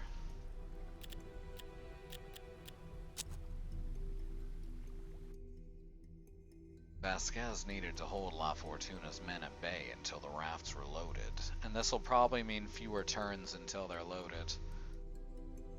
Ford the river always translates as a lose 2 oxen, generally, at the very least. As the peons began loading the rafts, La Fortuna's men attacked. Vasquez and his crew held the invaders off as long as they could. Meanwhile, the peons continued hauling supplies. Hold off the bandits until basic provisions are loaded. Hold off bandits until additional provisions are loaded. And heal yourself using medical supplies.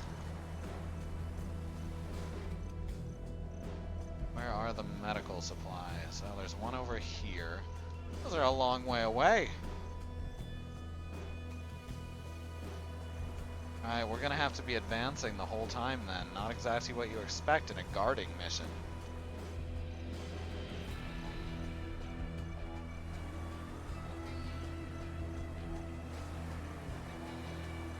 Not to be confused with a sneaking mission.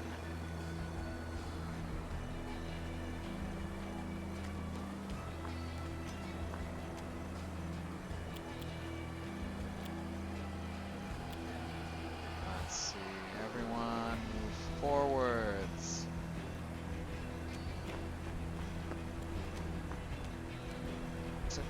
I forded successfully. The river was shallow enough. Yeah, much deeper than 3 feet and you're basically screwed. I love it when it's like 15 feet deep and you try to ford it. Just everybody dies.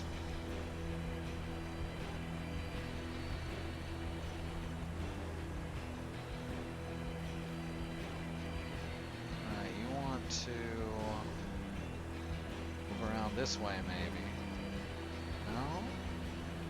No good cover in any of those directions.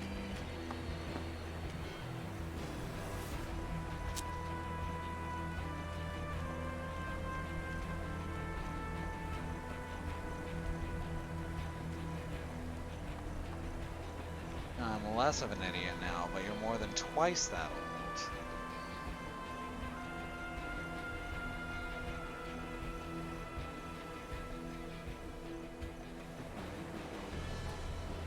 I guess we just gotta keep pushing forward and get to those supplies while shooting down anyone along the way.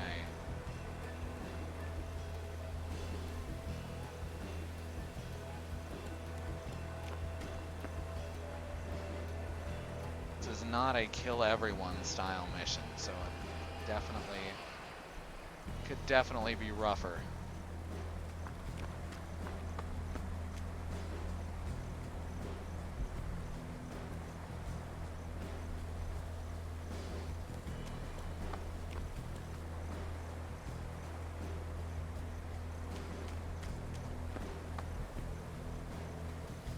I can actually shoot someone from here. Got a couple of people.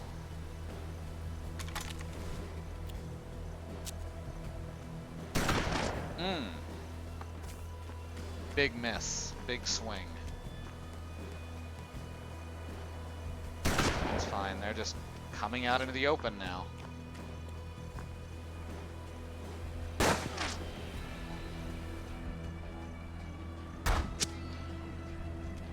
Y'all know that's not how you survive, right?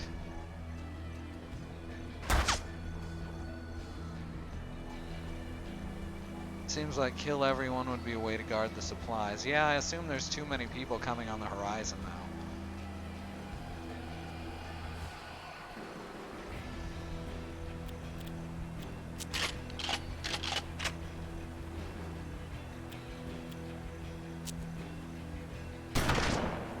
god. That's fine. We can keep this up a lot longer than they can.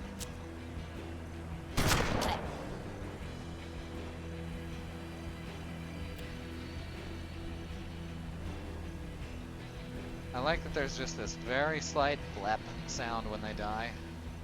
Like they're choking, but in an almost adorable way.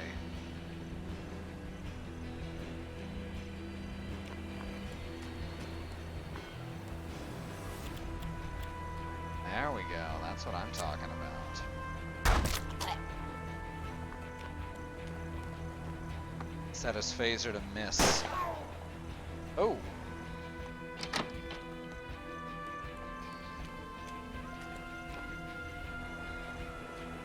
I mean, it's the Wild West, but with demons, TM. So, kill everyone has to be your plan A. Ugh, damn it. I don't know if I'm going to be able to get to those supplies, which probably means...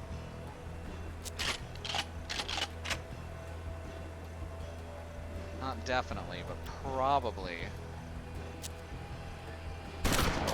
means that we're not going to get one of the cards for our deck. Of course, we haven't finished most of these with a full deck, so... In fact, I think the only one we finished with a full deck was Warren's.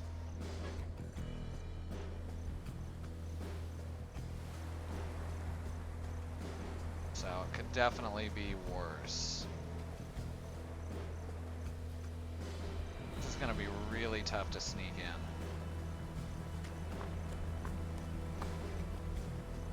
That's why I don't think we're gonna manage this to get both sets of stuff.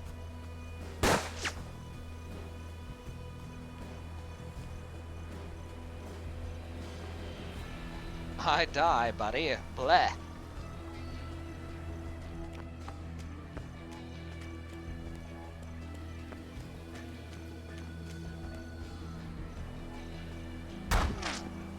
That's an interesting strategy. Shoot at the guy you have no chance to hit.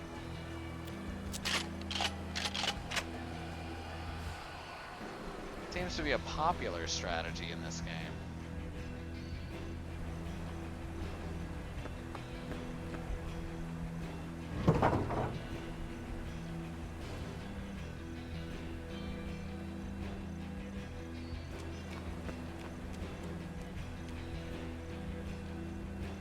Oh, right. Friggin' single shotguns, they drive me crazy.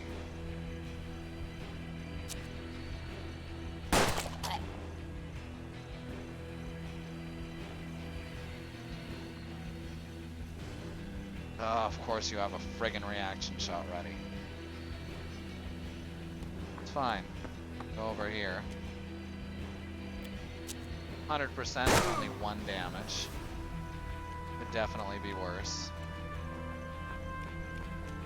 Oh, and he's bleeding. He's got some kind of injury.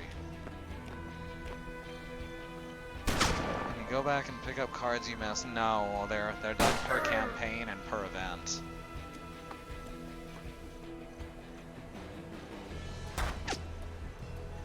Right, I may actually be able to get in there.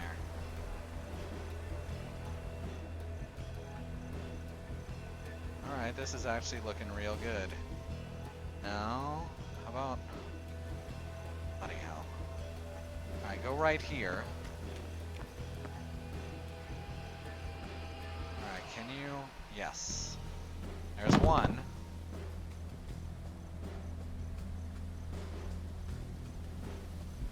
And you're out of shots, aren't you?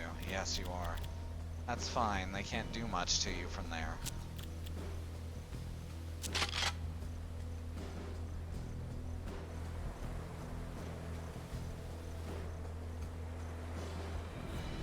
Alright, you take this shot. Perfect. And take the second shot. Oh! There's that luck system working against me, right?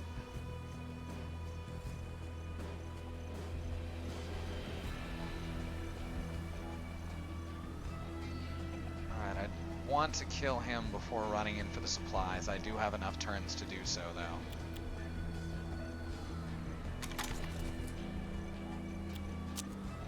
Reload the shotgun.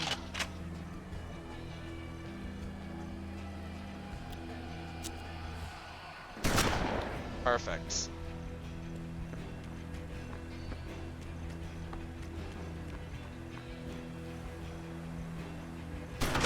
Yeah. Yeah, I knew he was flanking around, but I didn't know how far he'd gotten.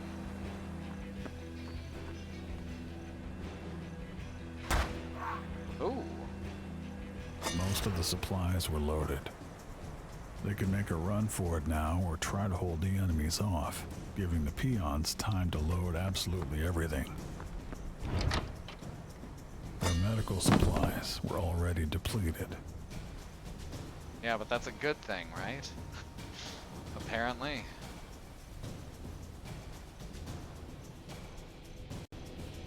There and there. No, that doesn't help. Ugh.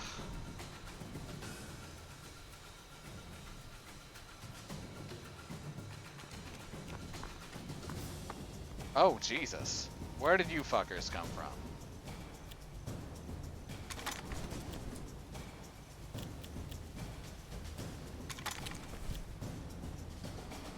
Maybe run away instead of taking that shot.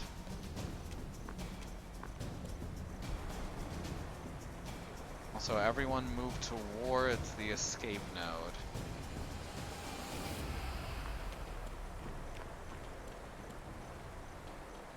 But don't go for it just yet.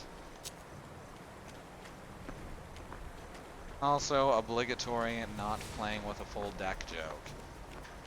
It certainly applies in this game.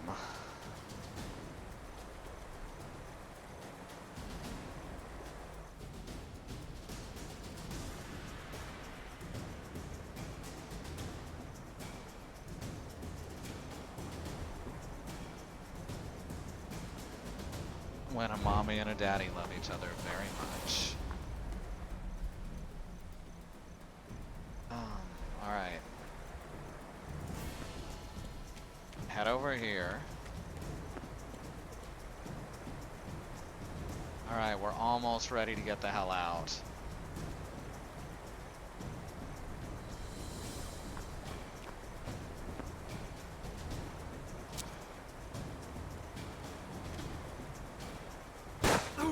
Oh, shit. Okay, good. He had to reload.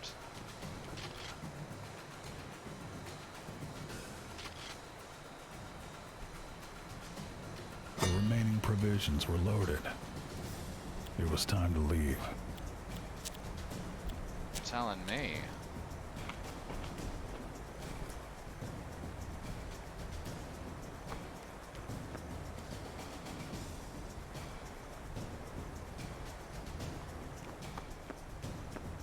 This is gonna be a hell of a mad dash. As long as I can keep everyone in full cover, I don't think it's gonna be an issue. As long as they don't get into a position to block him, we're fine. They're not even shooting. And in that last guy's case, they were just wasting their AP.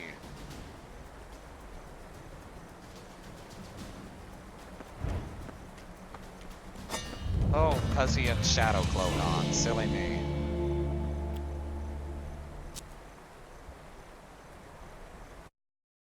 Alvaro Vasquez went on an adventure that had consequences no one could have foreseen. Ah, so now we're finding out where the meteor came from and things like that. David O'Connell's back. Got 9 of clubs, Queen of Hearts. Vitality Elixir, Medical Bag. New locations available on this side of the river. But it's almost 11 o'clock, so I think it's time to shut down for the night. Thanks everyone for joining. We'll be back again next week. Well, hell, we'll be back again tomorrow, but I'll be back again specifically next week. Let's take a look at our schedule. Tomorrow we've got Christy playing PlayerUnknown's Battlegrounds. I think just player unknowns. Radical Heights is unfortunately shutting down. It's gone completely? They said it's still up on Steam. They said they were keeping the servers up for a while longer. Oh, well apparently she can't connect to it at all. Very disappointing, because it kind of was like PUBG, but, you know, good. Anyway, Tuesday, we've got Andrea playing Paladins. Anyone who wants to join her is welcome to send a DM if you're a regular in the chat or we know you from Mastodon. And then Nier Automata. Wednesday is free day, probably Jackbox again with the community. We hope you'll all join us for that. That's always a lot of fun. Thursday is Alice. She skipped last week because the AC was broken, but she'll be finishing up the story mode for LEGO Dimensions. Friday is Katie. We don't know what she's playing next because she finished Pit People, and that was an amazing ending. Then Saturday is our day off, and it's back around to Hard West with yours truly. So thank you, people, for coming to watch me play this game. Thanks to everyone who follows us, everyone who comes in and watches. If you're not following us, it would mean the world to me if you would just click that follow button. It helps us keep our metrics up, which in turn helps the stream grow. Thanks to our subscribers, always appreciated, never necessary. Just a little bit of cash that helps us make the stream better on our end. And yeah, I think that's it. Thanks again for coming. We'll see you next time. If I can find my mouse cursor so I can stop the stream. That's the trouble with 3 monitors, right?